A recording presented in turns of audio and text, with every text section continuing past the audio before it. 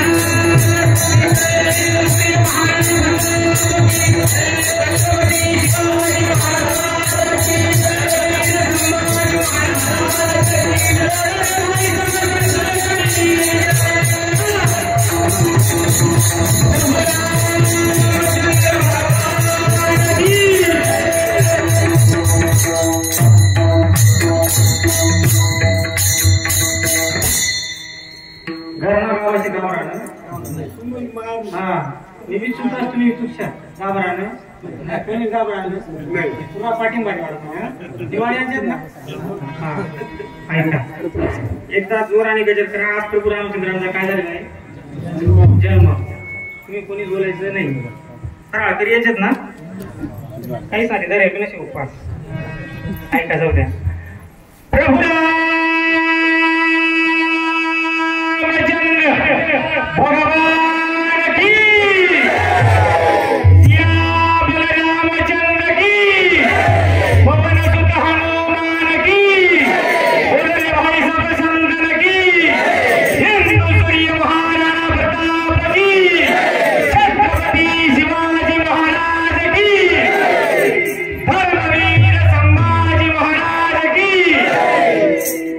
जागा झाले गुडगाना त्रासवी त्यांनी मोकळा चोकळा पुढे पाय करा. फक्त या बाबांना पुढे करू नका. फक्त ऐका. करुणी उचित प्रेम घाली हृदयात आलोदान माघायास थोर करुणियास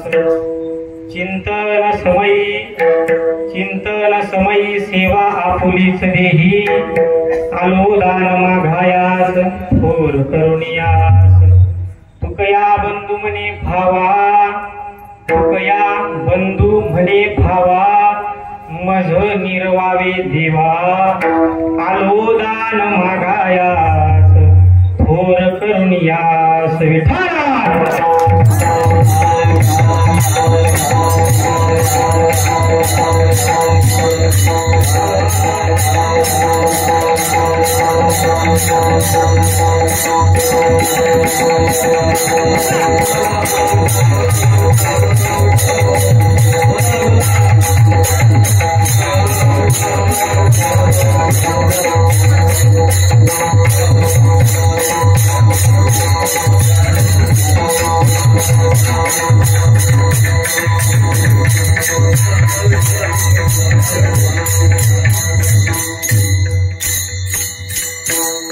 महायुग पीठे तटे भीमरथम पुरम पुंडलिकाय जातुम इंद्रे समागत्य तिष्ठम समानंद कंदम परब्रह्मलिंगम भजे पांडुरंगम परब्रह्मलिंगम भजे पांडुरंगम परब्रह्मलिंगम भजे पांडुरंगम. नमो विठ्ठला राजया पांडुरंगा नमो रुक्मिणी माऊली ज्ञानगंगा नमो पुंडलिका नमो चंद्रभागा नमस्कार माझा रुक्मिणी पांडुरंगा. पांडुरंगा करू प्रसन्न पांडुरंगा करू प्रसन्न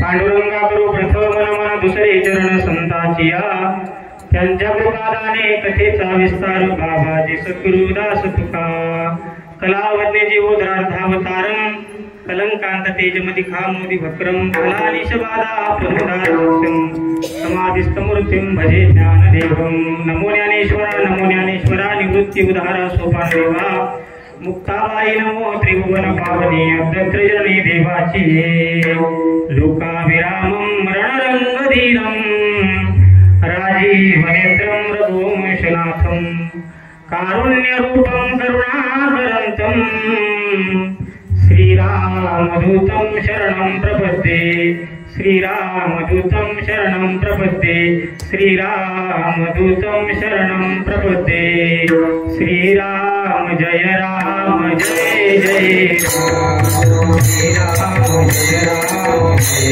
राम जय श्रीराम जय राम जय श्रीराम जय राम जय राम श्रीराम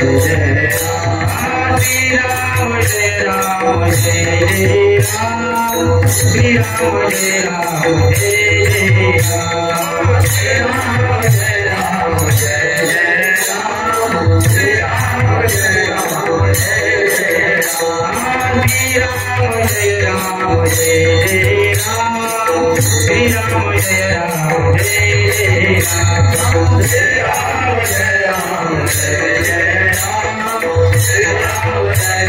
जय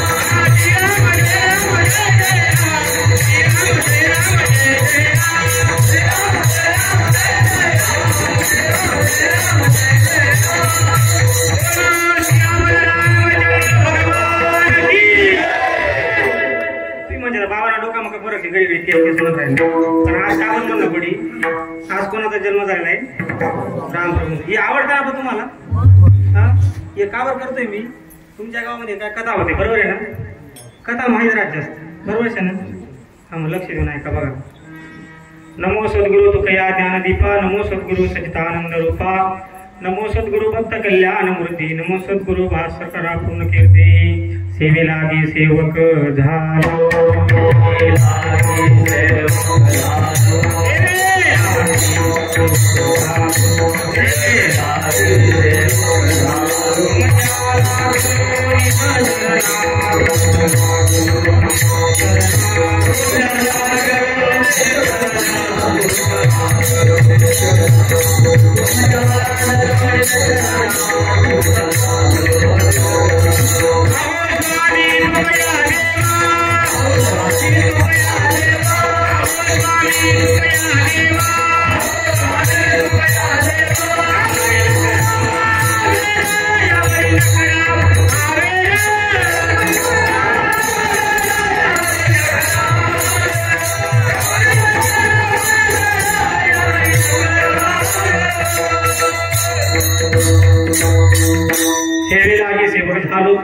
लागलो निज चरणा ओ स्वामी तुकया देवा यावरी न करावा वेर सरस्वती माते द्यावे मज स्तुते एका काकुलती तुझ लागे आपुलिया बालकासी धरार्थ हाती न करा भजती जनामध्ये विठाला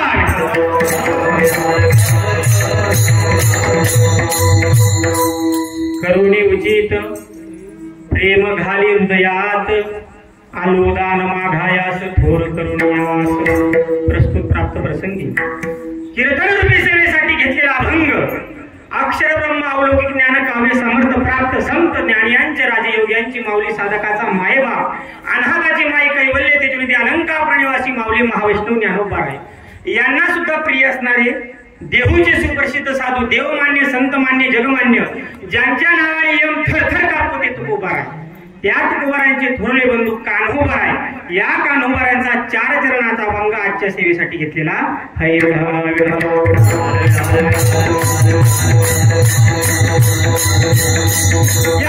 कान्होबारा देवाजवळ काय मागतात? मागणं मागतात। काय मागतात? कारण आज मागणीवर अभंग घ्यावा लागतो। 7 दिवस कीर्तन झाले, देवाची आपण भक्ती केली, पण 7व्या दिवशी नियम आहे महाराज पहिल्यापासून। पहिल्या दिवशी नामपर मध्ये कोणताही चालतो, बरोबर? पहिल्या दिवशी नामपर मध्ये कोणताही चालतो। जागरणाच्या दिवशी मागणीपर घ्यावा लागतो। जागरण म्हणजे आज आणि उद्या कालापर। आणि काल्याच्या कीर्तनात माय माऊली एवढी ताकद आहे, तुम्ही 7 दिवस एकही कीर्तन ऐकलं नसेल, लक्ष देऊन ऐका, 7 दिवस एकही कीर्तन ऐकलं नसेल, पण उद्याचं जर कीर्तन तुम्ही ऐकलं मनापासून तर 7 दिवसाच्या कीर्तनाचं पुण्य त्याच्यामध्ये। मग तुम्ही म्हणतात महाराज आम्ही आधी यांना पुढे 7 दिवस कीर्तन ऐकायला येणार, तसे नका करा। पुन्हा घरातला माणूस त्यामुळे सांगणार, कोणाला अडचण असते ऐकायला मिळत नाही त्यामुळे सांगतोय। ऐका, अभंग आहे कोणाचा? कान्होबारांचा। लक्षपूर्वक आहे, अभंग कोणाचा आहे? अभंग आहे 4 चरणाचे। अभंगामध्ये कान्होबार आहे, मागणी मागतात विढल विढल। बघा अल्पसा परिहार द्यायचा तो की आपल्या गावामध्ये चालू असणारा असा श्रीराम जन्मोत्सवा निमित्ताने अखंड हरिनाम सप्ताह, ज्ञानेश्वरी पारायण नाही ना, फक्त कीर्तन संध्याकाळची चांगली। आता मागे कथा झाली ना, कीर्तन ज्ञानेश्वरी पारायण। आता कीर्तनाची पत्रिका जर पाहिली बाबा, सगळे रती महारथी आहेत, त्यांच्यामध्ये कमी ज्ञानाचा, कमी वयाचा, कमी बॉडीचा मीज असं असं मला वाटतंय। पण जसं ज्ञानोबा तुकोबा जशी बुद्धी देतील तसा अभंग सोडण्याचा प्रयत्न करेल। बघा, गुरुवर्य लक्ष्मण महाराज आंबळनेरकर यांच्या आशीर्वादाने चालू असणारा भव्य दिव्य हा अखंड हरिनाम सप्ताह। आज मला मिळाली जागराची सेवा। ज्यांनी कीर्तनाची सेवा घेतली ते म्हणजे हरिभक्त परायण रवींद्र वजयसिंग पवार, त्यांच्यासाठी एकदा टाळी वाजवा। आणि आज ज्यांच्याकडे भोजनाची नाही म्हणता येणार, फराळाची होई जास्ती रोज रोज सोयी पडतात म्हणाले, ज्यांच्याकडे आज फराळाची सेवा ते सुद्धा कोण आहेत? महाराज रवींद्र वजयसिंग पवार, त्यांच्यासाठी डबल टाळी वाजवा। तुम्ही वाजत नाही, आमच्यासाठी टाळी वाजवा, बस तुम्ही काय करा ना, मग सेवा घेवा आणि पंगत घेवा, तुम्ही टाळी वाजवा। ऐका, जे 7 दिवसापासून कीर्तनाला साथ करते हरिभक्त परायण मृदुंगाचार्य सिद्धेश्वर वारकरी पाठशाळा तामसवाडी। महाराज तुमचं नाव काय आहे? भूषण का? नावासारखे आहे महाराज। मला तर त्याच्यासाठी एक शेर आठवते, मारू ना शेर? हा, हे भगवान तेरी अदालत में मेरी जमानत रखना, हे भगवान तेरी अदालत में मेरी जमानत रखना, मैं रहूं या ना रहूं मेरे भाई को सलामत रखना। महाराज एवढ्या कमी वयात कोणी वाजत नाही, की आपल्याला सगळ्यांना वाजवत आहे आतापासून, पुढं कोणाकोणाला वाजवते सांगता येत चांगलं। त्याच्यासाठी एकदा टाळी वाजवा माझ्या। मी प्रवासाची प्रॅक्टिस केली, मला जमलं नाही, ते कोणालाही जमत नाही सहजासहजी। रियाज करावी लागते, सकाळी 4ला उठावं लागतं। एवढं पोरे सांगा बरं, आई वडिलांना सोडून इथं 7 दिवस तुमच्या गावात प्रवास होते, तुम्हाला गावाला पुढे पुन्हा तिसरं फिरत होते इकडे तिकडे। तुम्ही त्यांचे चांगले गुण घ्या महाराज, सुंदर असं प्रवास होतात, त्यांचे देखील आभार व्यक्त करतो। तसे गावातील भजनी मंडळ, तुमचं नाव बाबा? अजय सिंग राजपूत। अजय सिंग राजपूत, तुमचे देखील आभार व्यक्त करतो। सगळं असं नाव घ्या, बरोडवणे राग घेऊ नका, वेळ आणि भजनी मंडळ सगळं असं नाव घ्या। मी काय तुम्ही बायको बिको नाही, सगळं नाव घ्या, तुम्ही बायको थोडा काय का विनोदाचा विषय सोडून द्या। सगळ्यांच्या चरणावर दंडवत प्रणिपात करतो आणि माझा सुंदर असा, मला काय आवाज सुंदर नाही पण सुंदर करून तुमच्यापर्यंत पाठवत असे रॉकी साऊंड बाबरे यांच्यासाठी एका टाळी वाजवा। आणि युट्यूब चॅनल कोणाचं आहे महाराज? तुमचं आहे, काय नाव आहे? खानदेशी भक्ती मार्ग। खानदेशी भक्ती मार्ग, खानदेशी भक्ती मार्ग, सुंदर असे महाराज। प्रत्येकाला हे कीर्तन ऐकायला भेटणार आहे।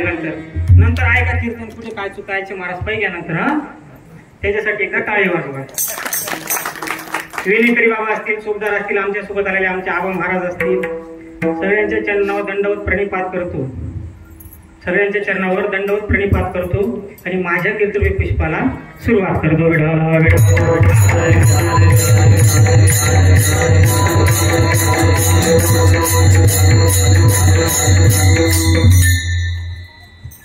बघा, लक्ष देऊन ऐका मला. 1 तास उरला खटवांग करायचे, फक्त आपल्याला 1 तास कीर्तन करायचंय. तुमचं काहीतरी चांगलं होऊन जाईल असं कीर्तन करेल. फक्त 1 तास माझ्याकडं ज्याने झोप लागली त्याने खुशाल झोपी घ्यावा. मी मजार बसेन घेसू तर उठीचा शब्द मी, पण सगळ्या माझ्याकडे लक्ष राहू दे. फुले झोपू देऊ नका. शेवटला कीर्तनचे आज सकाळ काला ना कीर्तन पुढला वर्षे मग ऐका. अभंग आहे कान्होबारायांचा, पण त्या अभंगात शिरण्या अगोदर माझी एक महत्वाची गोष्ट आहे. मायबाबा या मायमोऱ्यांकडे माझं एक काम असतं बाबा. त्यांच्याकडून मी एकदा भजन करून घेतो आणि कीर्तनाला लगेच सुरुवात करतो. चालेल ना? म्हणा मायमोरे म्हणचाल ना? याचे देऊ का तुम्ही बी सांगा सगळं असेल म्हणा. ज्ञानदेव जनाबाई सोपान काका मुक्ताबाई, बोला. ज्ञानदेव जनाबाई सोपान काका मुक्ताबाई, नवरदेवना बाप घोडेवना विठाला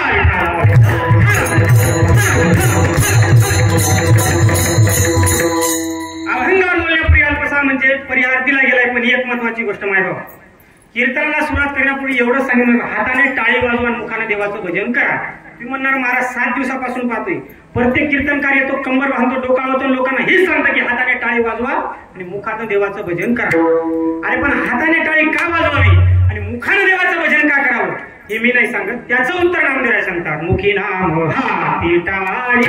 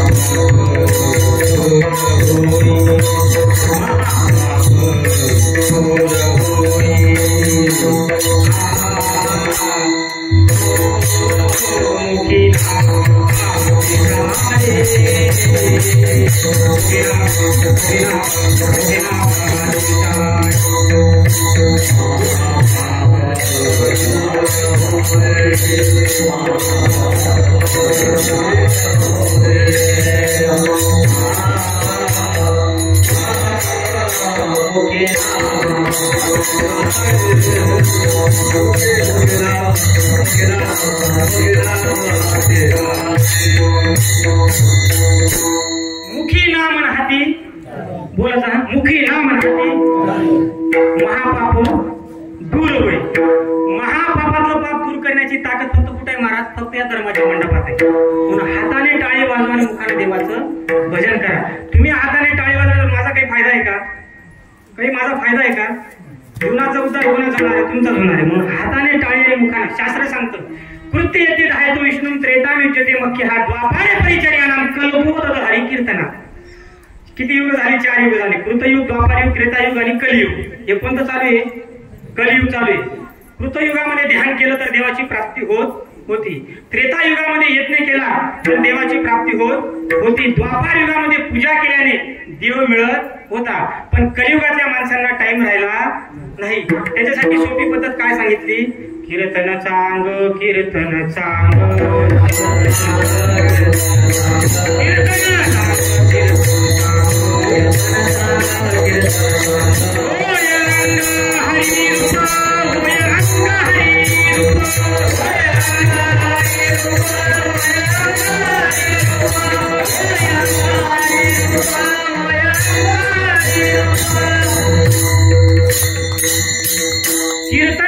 कीर्तन चांग होय अंग. एवढी ताकद कीर्तनामध्ये माहिती. कशा ताकदी? फक्त कीर्तनामध्ये. म्हणतात साधू सांगतात कलियुगा माझी करावे कीर्तन तेही नारायण देईल भेटी. तुम्ही म्हणणार मग कीर्तन करायला देऊ शकतो? तसं नाही. सकळास येते आहे अधिकार कलियुगी उद्धार हरीच्या नामे. म्हणून मुखी नाम हाती टाळी महापाप दूर. ज्या ज्यावेळेस विठ्ठल विठ्ठल होईल त्या त्यावेळेस हाताने देवाचं नाव घ्यायचं आणि मुखाने टाळी वाजवायची. बरोबर आहे ना? आज म्हणतोस का महाराज? हाताने टाळी वाजवून मुखाने देवाचं भजन करा. विठ्ठल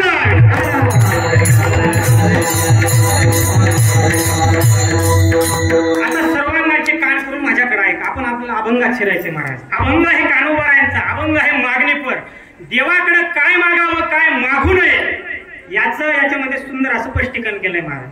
आपलं मागणं म्हणजे आपलं मागणं काहीच कामाचं नाही. आपलं मागणं सांगण्यासारखं नाही महाराज.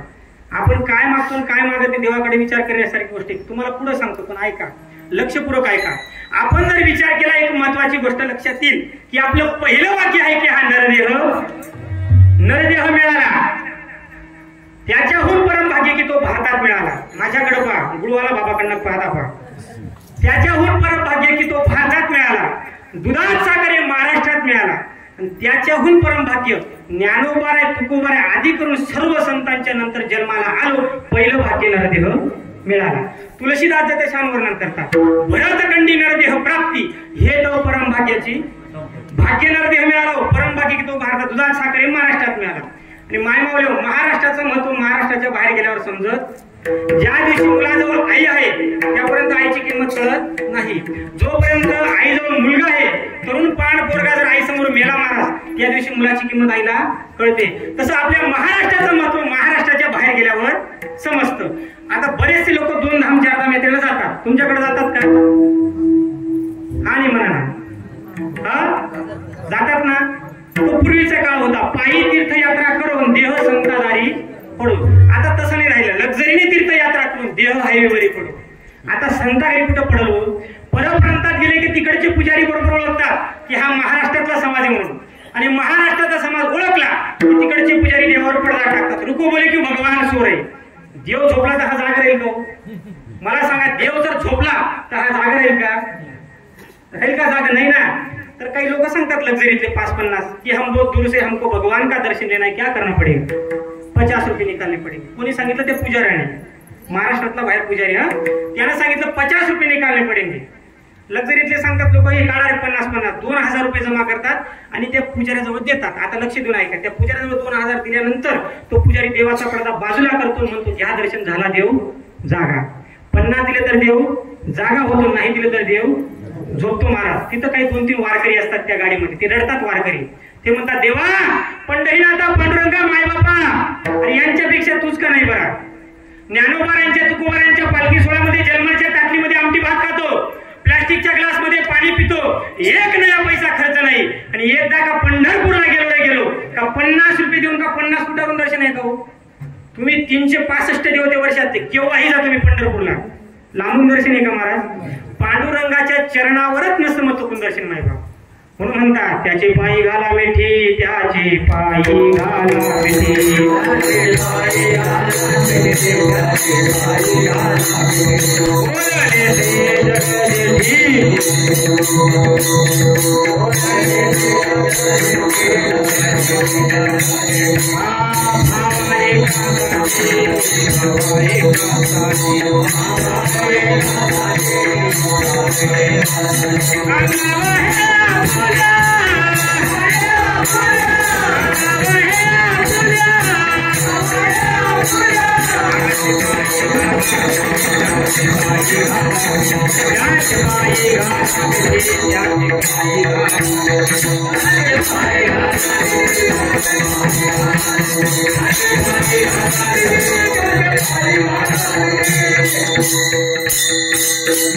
त्यांचे पायी घाला मिठी, बोलणे ते जगजटी भावा, एकासाठी खांदा वाहे आपुल्या. पांडुरंगाच्या चरणावर नतमस्तकून दर्शन नाही बा. पंढरपूरला कोण कोण गेलंय बरं? गेलेत ना तुम्ही? पांडुरंगाच्या चरणावर केव्हाही आषाढी वारीला किती गर्दी असते, तरी सुद्धा पांडुरंगाच्या चरणावर नतमस्तकून दर्शन करावं. आमचे गुरुवर्य महाराज आम्हाला पाठात नेहमी सांगायचे, जगाच्या पाठीवर पांडुरंगासारखं दैवत नाही, ज्ञानोबाऱ्या तुकोबाऱ्यासारखे संत नाही, चंद्रभागासारखे तीर्थ नाही, ज्ञानेश्वरी गाथा बाबासारखा ग्रंथ नाही, आणि या जगाच्या पाठीवर वारकरी संप्रदायाचा पंथ नाही. विठाला विठाला विठाला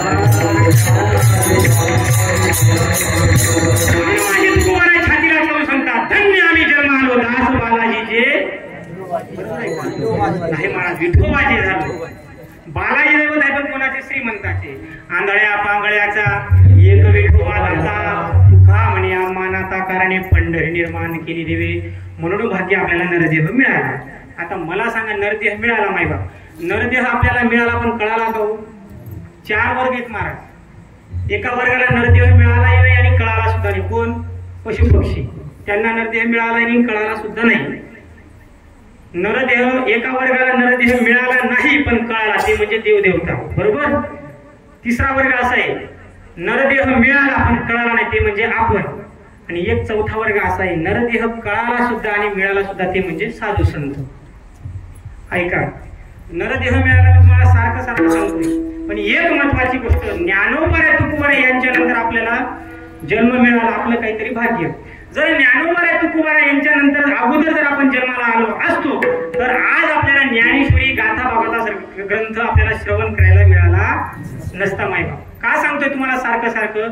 अरे ज्ञानेश्वरीमध्ये एवढी ताकद आहे महाराज. 4 वर्ष आळंदीला होतो शिकायला, ज्ञानेश्वरीवर बोट ठेवल्यावर पोट भरत होतं, एवढी ताकद ज्ञानेश्वरीमध्ये महाराज. ज्ञानेश्वरीवर बोट ठेवला तर पोट भरतो, एवढी ताकद ज्ञानेश्वरीमध्ये महाराज. जा तुम्ही आळंदीला, त्या आजा वृक्षाच्या खाली जा आणि ज्ञानेश्वरीवर नाही वाचता येत ना, फक्त बोट ठेवा. तुमचं नाही पोट भरलं ना मायबाप, त्या दिवशी मी जागा सोडून देईल महाराजाच्या पुढे. एवढी ताकद माझ्या ज्ञानोबऱ्यांची ज्ञानेश्वरीमध्ये महाराज. आणि महिला मंडळ, ज्ञानोबा तुमच्या पोटी जन्माला यावं असं वाटतं का तुम्हाला? वाटतं ना महिला मंडळ? ज्ञानोबा राय तुमच्या पोटी यावं असं वाटतं का? हो नाही म्हणा, वाटतं ना? काही एखाद्या मायमावेला वाटतं माझ्या पोटी अफजल खानाने जन्माला यावं. प्रत्येक मायमावेला वाटतं माझ्या पोटी ज्ञानोबारांनी जन्माला यावं, येतील. पण एक गरोदरपणात ज्ञानेश्वरीचा स्पर्श उद्या तुमच्या हाताच्या बोटाला. महिला वर्ग, गरोदरपणात ज्ञानेश्वरीचा स्पर्श उद्या तुमच्या हाताच्या बोटाला आणि आळंदीचे ज्ञानोबा येतील तुमच्या बोटाला. विठ्ठल ही झाली ज्ञानेश्वरी. आणि आता जगद्गुरु तुकोबा यांचा गाथा. गाथ्यामध्ये एवढी ताकद आहे महाराज, गाथा जर वाचला तर काय ठिकाणार आहे तो? माथा ठिकाणार होतो, एवढी ताकद माझ्या गाथ्यामध्ये महाराज. म्हणून सांगतो, वाच तुकोबा यांचा गाथा, तुझा जागेवर येईल माथा. आई बापांना मारणार नाही तुला आता. आणि आई बापांचं आयुष्य गेलं पोरासाठी शेळ खाता खाता, तरी पण मारतो त्यांना लाथा. तुला ऐकावं लागेल माझ्या जगद्गुरु तुकोबा यांचा गाथा, तेव्हा तुझा जागेवर येईल माथा. विठ्ठल विठ्ठल.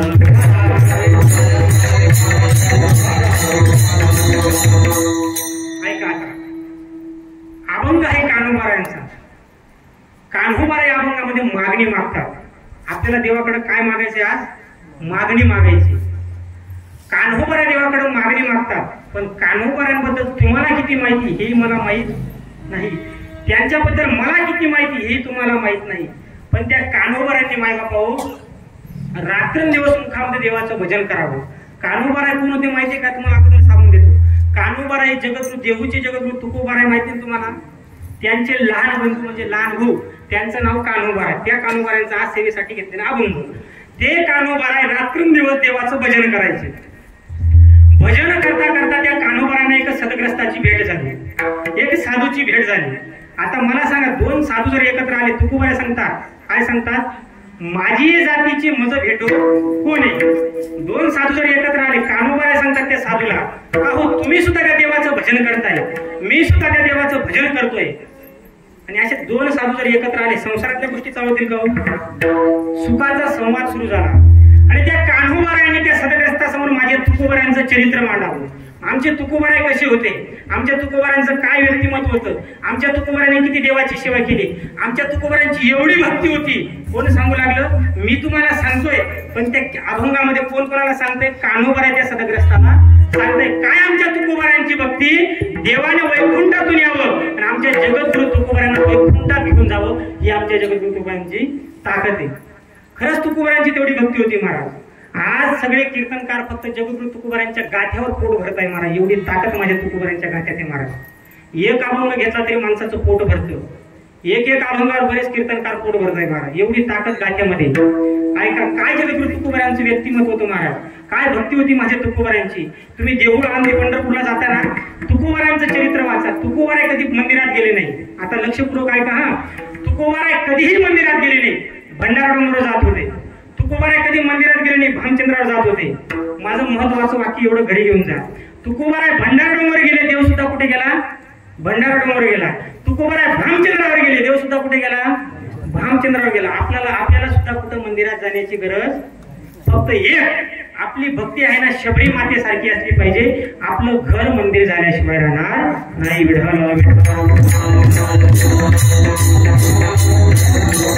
अरे ब्राह्मण होता, काशीचा ब्राह्मण. 4 वेद 6 शास्त्र 18 पुराण. सगळ्यांना माहिती, वारकरी संप्रदायात लोकांना कळतं 4 वेद 6 शास्त्र आणि 18 पुराण पाठ करायला किती दिवस लागतील? मरून जाईल तरी पाठ होणार आहे माणसाने. पण त्या माणसाचे 4ही वेद सगळं पाठ होतं त्याचं. त्या काशीच्या ब्राह्मणाला तुकोबारांचं कळलं की तुकोबारा वेदाची उकल करतात, शास्त्राची उकल करतात. काशीच्या ब्राह्मणानं दर मैल करत करत काशीमध्ये यावं आणि माझ्या तुकोबारांना भेटावं आणि माझ्या तुकोबारांना भेटल्यानंतर तुकोबारांना पाहावं आणि काय म्हणतात ते तुकिता फुलने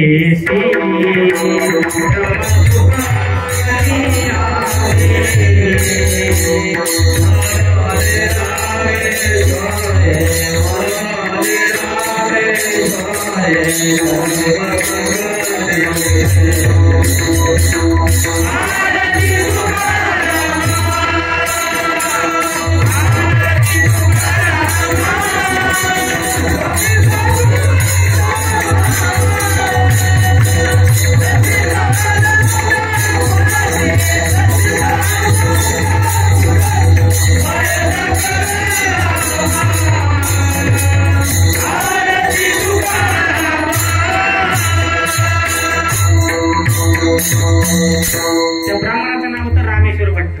किती त्रास दिला रामेश्वर भट्टाने तुकोबारायांना, पण शेवटी कळाले महाराज. आणि कलियुगामध्ये असं झालंय, खरा संत कोणाने खोटा संत कोण ओळखणं कठीण झालंय. आता कलियुगामध्ये खरा संत लोक सोडून देतात आणि खोट्या संतांच्या पाठीमागे जास्त धावतात. बरोबर आहे ना? तुकोबारायत एका ठिकाणी सांगतात, पोटासाठी संत झाले कलित बहुत. कळतं ना माझं बोलणं? पोटासाठी संत झाले कलित बहुत. सांगू पुढचं, ऐसे कैसे झाले बुंदू कर्म करून या म्हणती साधू अंगा लावून या राग डोळे झाकून करती पाप. असे साधू ओळखणं कठीण झाले. उदाहरण द्यायचं झालं तर बघा, तुमचे तोंड बरेच पडले म्हणून काय ते उदाहरण द्यावं लागेल मला. फार वाटतंय. आबांनी सांगितलं पाठपंप पाठीला लावा मध्ये मध्ये फवारे मारा म्हणे. आमच्या गावातल्या लोकांना थोडी थोडी झोप लागते म्हणे. ऐका ऐका दादा, विनोदाचा विषय सोडून द्या, पण लक्षपूर्वक ऐका. खरे संत आणि खोटे संत ओळखणं फार कठीण झालंय माहिती. तुम्हाला उदाहरण द्यायचं झालं तर बघा, एका सिनेमा टाकी जवळ मुंबई सारख्या एका पिक्चरच्या सिनेमा टाकी कळते का पिक्चर टाकी कळते तुम्हाला? पिक्चर टाकी, जुना लोक शेत पिक्चर टाकी. पिक्चर टाकी जवळ एक आंधळा होता. हा, लक्ष देऊन ऐका दृष्टांत. आंधळा होता, तिथं उभा राहून दारात उभा राहायचा, ते पिक्चरच्या टाकीजवळ दारात उभा राहायचा. आंधळा होता, हात पुढे करून भिक्षा मागायचा. काय म्हणायचा? भिक्षा मागायचा. एका सदग्रस्ताने त्याच्या हातामध्ये 1000ची नोट दिली. कितीची नोट दिली? 1000ची नोट दिली. तो सदग्रस्त पुढे निघाला. हा आंधळा त्याला हाक मारतो, ए बाबा इकडे, काय झालं इकडे? तू रात्री ऐकलं नाही का? ऐकलं नाही? तू म्हणले काय झालं? मेरे भाई और बहनों, आज रात से 500 और 1000 की नोट बंद होने वाली. कोणाचं वाक्य आहे? नरेंद्र मोदी. आज रात से 500 और 1000 की नोट बंद होने वाली है. आज रात से 1000 और 500 की नोट बंद होने वाली है. या माय मुलीचे रात्र झोप लागली नाही. त्या 4 आठवड्यावर 500 नोट, साखर आठवड्यावर 1000 नोट. आता देवानं कुठे नवरा आले? नवरा म्हणे इतका दिवस घरात काय करायची? म्हणा खिसाच मारेल ती ना. तसं ऐका, त्या आंधळ्याने त्याला सांगितलं, काय बाबा तू आंधळा आहे पण तुला 1000ची नोट कशी कळाली? त्यानं सांगितलं, हे बघा, एखाद्या कीर्तनकाराला तारीख दिल्यानंतर त्याला जर काही अडचण आली तर त्याच्या ठिकाणी तो बदलीचा कीर्तनकार पाठवत असतो. तसं माझ्या बाबतीत झाले. त्याने डोळे उघडले, मग तो माणूस म्हणतो, मग खरा आंधळा कदा आहे म्हणे. खरा आंधळा पिक्चर पाहून जायचं. हाही खरा आंधळा नाही, तोही खरा आंधळा नाही. खरे संत आणि खोटे संत ओळखणं कठीण झाले. हिऱ्या जैसा गारा दिसतो दुरून, पण माझे जगद्गुरु तुकोबारांना ओळखलं त्यांनी महाराज. त्यांनी ओळखलं, पण म्हणतात तुकाराम तुकाराम नाम घेता. तुकोबारांच्या नावात एवढी ताकद होती मायमावले. तुम्ही कशाचंच नाव घेऊ नका, पण तुमचा जर जीव घाबरायला लागला ना त्यावेळेस फक्त तुकाराम तुकाराम नाव घ्यायचं. कारण ते नाव जर घेतलं तर यम थरथर कापतो. आता यम थरथर कापतो तुकोबारांच्या बाबतीत, हे विषय सोडून द्या. पण माझ्या तुकोबारांच्या दारामध्ये जो काळ आहे ना, जो माणसाला घ्यायला येतो ना, तो काळ मला तुकोबारांच्या दारात चाखणदारी करतो. काळ गुलाम सलाम करी तुक या घरी राबत असे, आणि त्याची जर काही चूक झाली हाती घेऊन या काठी, तुका लागला कलेवरा. एवढी ताकद माझ्या तुकोबारांच्या मध्ये होती महाराज. हे कोण सांगू लागलं? वेळात याच पडी. अहो मी तुमले रस्ता तरी घेईच मजार खेडा येत मग जर आपली कोणी चहा पाणी भरायला बोलाय चहा पाणी करी घेऊन आपला आपला रस्त्याने आपण चाला नाही. आता हे त्या सदग्रस्ताला कोण सांगत होतं या ठिकाण ठिकाणवर नाही तुमले गरम असते आम्ही तटे बसतोस तुम्ही मी आटे सांगू ना नाही ऐकायला सोडून दे. कान्होबारे सांगत होते कोणाला त्या सदग्रस्ताला. कान्होबारांनी ते ऐकलं महाराज एवढं त्या सदग्रस्ताने ऐकलं आणि ऐकल्याबरोबर त्याच्या मनात प्रश्न निर्माण झाला. त्यानं काय केलं महाराज देवाचं भजन बंद केलं आणि माझ्या तुकोबारांचं भजन चालू केलं. विठाल विठाल. त्या सदग्रस्ताचं नाव होतं संत निळोबाराय. कोण होते ते सदग्रस्त? त्या निळोबारांनी महाराज देवाचं भजन बंद केलं आणि माझ्या तुकोबारांचं भजन चालू केलं. तरी सुद्धा देव आले आणि त्या निळोबारांना सांगतात माघा निळोबाराय तुम्हाला काय पाहिजे. त्यावेळेस निळोबारांनी सांगितलं देवा मी तुझा धावा नाही करत. आता कोणाचा धावा करतोय? माझ्या जगद्गुरु तुकोबारांचा धावा करतो. तुझं लागे येथे बोलाविले कोणी प्रार्थने वाचून आला शिका. तू देव आहेस ना, तू अधिकारी आहेस ना, तू तुझ्या वजनात राह. तुझा इथून वापस. कोणाला वापस केलं? आपण करतो देवले वापस नाही महाराज पण देवाला वापस केलं. आणि निळोबाराय सांगतात देवा मी आता तुकोबारायांचा धावा करतोय. तुकयाचा धावा करीत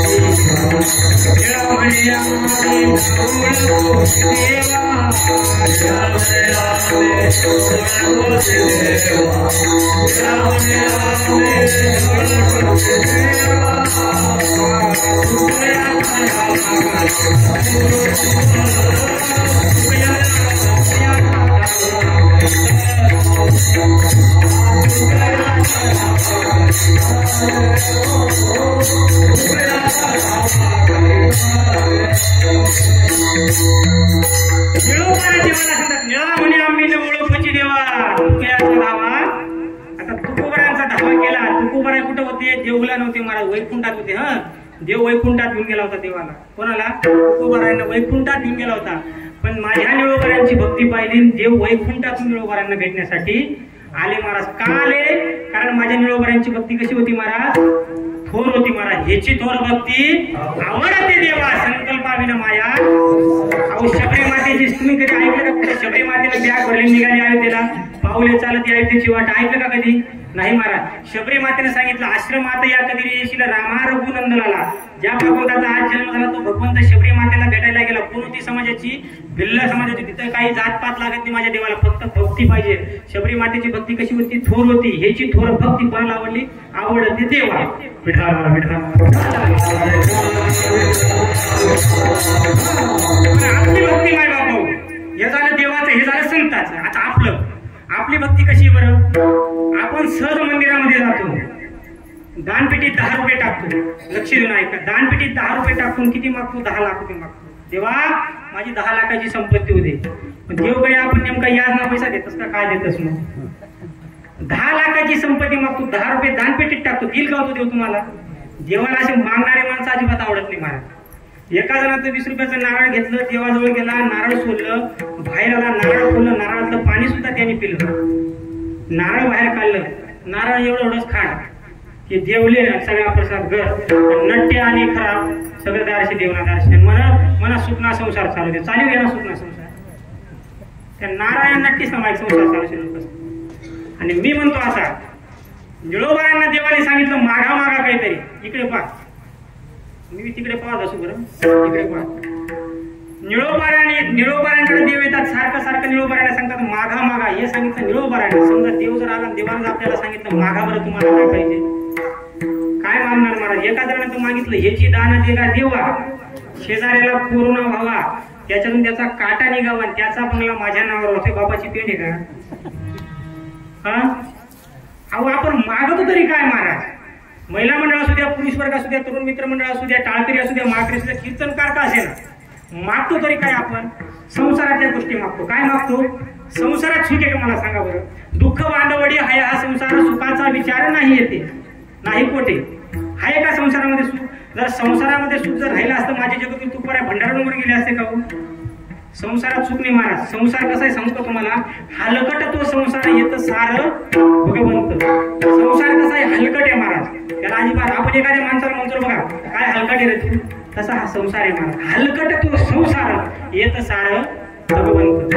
सार म्हणजे काय बघा तुम्हाला सार सांगतो बघा. भगवंत किती सारे सांगतो बघा. तुम्हाला दोन पक्षी माहितीये का, राजहंस आणि कावळा माहितीये का. अहो राजहंस कधी वाईट खात, ऐकून घ्या, राजहंस कधी वाईट खात नाही आणि कावळा चांगलं कधी खात. तसे या समाजामध्ये दोन प्रकारचे लोक आहे महाराज. काही राजहंसाच्या जातीचे आणि काही कावळ्याच्या जातीचे. राजहंस जातीचे म्हणजे इथं म्हणजे येत नाही ते समजूया तुम्ही आधी बरं का. ऐका, राजहंस जातीचे आणि कावळ्या जातीचे. राजहंस किती साऱ्या पद्धतीने वापरतो बघा. राजहंसाला जर तुम्ही पाणी मिश्रित दूध जर ठेवलं, एक वाटी महिला मंडळ, एक वाटी पाणी घ्या आणि एक वाटी दूध घ्या, दोघं एकत्र करा आणि राजहंसाला ते प्यायला द्या. राजहंस दूध पिऊन जातो आणि पाणी तसंच ठेवतो. आता विचार करा कसं ठेवत असं. सार भाग ग्रहण करतो, आसार भागाचा त्याग करतो. हलकट तो संसार येत सार. तुमच्या सोप्या भाषेत सांगायचं झालं तर बघा, तुम्हाला जर बदाम खायचा झाला तर तुम्ही काय करता. झाडाचा बदाम तुला कोणात टाकता का. तो अगोदर काय करावा लागतो, फोडावा लागतं, आतली बी खावी लागते. खाई खायची झाली तर वरचं खायचं आतलं फेकायचं, बरोबर आहे ना. मान जरी आला व्हायचा, वरचं खायचं आतलं फेकायचं. आंबा खायचा झाला तर वरचं फेकायचं आतलं वरचा आंबा वर ना खायचं, वर कातड राहा. आंबा खायचा झाला तर वरचं खायचं का आतलं फेकायचं का वरचं फेकायचं सांगा मला. आतलं खायचं वरचं तुमच्याकडे आठवायचं यामध्ये कोई बी खाई जात. अरे एकाच्या विरुद्ध एक आहे महाराज. बदाम खायचा झाला तर वरचं फेकायचं आतलं खायचं. खारी खायचं झाली तर वरचं खायचं आतलं फेकायचं. आंबा खायचा झाला तर वरचं फेकायची मधली कोई फेकायची मधला रस टाकायचा. एकाच्या विरुद्ध काय एक महाराज. सांगू परत, बदाम खायचा झाला तर वरचं फेकायचं आतलं खायचं. खारी खायचं झालं तर वरचं खायचं आतलं फेकायचं. आंबा खायचा झाला तर वरचं फेकायचं मधली कोई फेकायची मधला रस टाकायचा. पेढा खायचा झाला तर वरचं फेकायचं आतलं काय ढेकळं खावा नका. पेढा हा संपूर्ण सहारे महाराज. तीन सजावत देश को सती संत और शूर, तीन लजावत देश को कपटी कायर क्रूर. सार आणि आसार भाग का जाणता प्रमार्थिक हा सार भाग ग्रहण करतो. म्हणून हलकट तो संसार येत सार भगवंत महाराज. म्हणून प्रमार्थ कसा करायचा, सार पद्धतीने करायचा. 24 तासामध्ये 24 तास देवाची सेवा करायची नाही. आपल्या तेवढा टाइम बी नाही, तुमले बी नाही, माले बी नाही. पण 24 तासामध्ये एकच तास देवाची सेवा करायची. कशी करायची, जसे निळोबऱ्यांसाठी देव आले ना तसं आपल्यासाठी यायला पाहिजे महाराज. तशी सेवा करायची. विढाला विढाला हे झालं आपलं मागणं. पण माझ्या ज्ञानोबराने समाधीस्थ बसावं, माझ्या ज्ञानोबराने समाधीला बसावं, मुखामध्ये विठ्ठल विठ्ठल विठ्ठल विठ्ठल भजन करावं. त्यावेळेस देवाने यावं म्हणावं, माऊली मागा काहीतरी. पण माझ्या माऊलीनं महाराज संसारातल्या गोष्टी नाही मागितल्या. काय मागितलं माझ्या माऊलीनं, प्रसादान मागितलं महाराज. आता विश्वात्मकी देवी दान, हे प्रसादान मागितलं महाराज. हे संतांनी मागितलं. पण आपलं मागणं महाराज, आता तुम्हाला एक दृष्टांत सांगतो. आपण देवाकडे काय मागावं काय मागू नये त्याच्यावर एक दृष्टांत सांगतो. एकदा प्रेमाने भजन करा महाराज. विढाल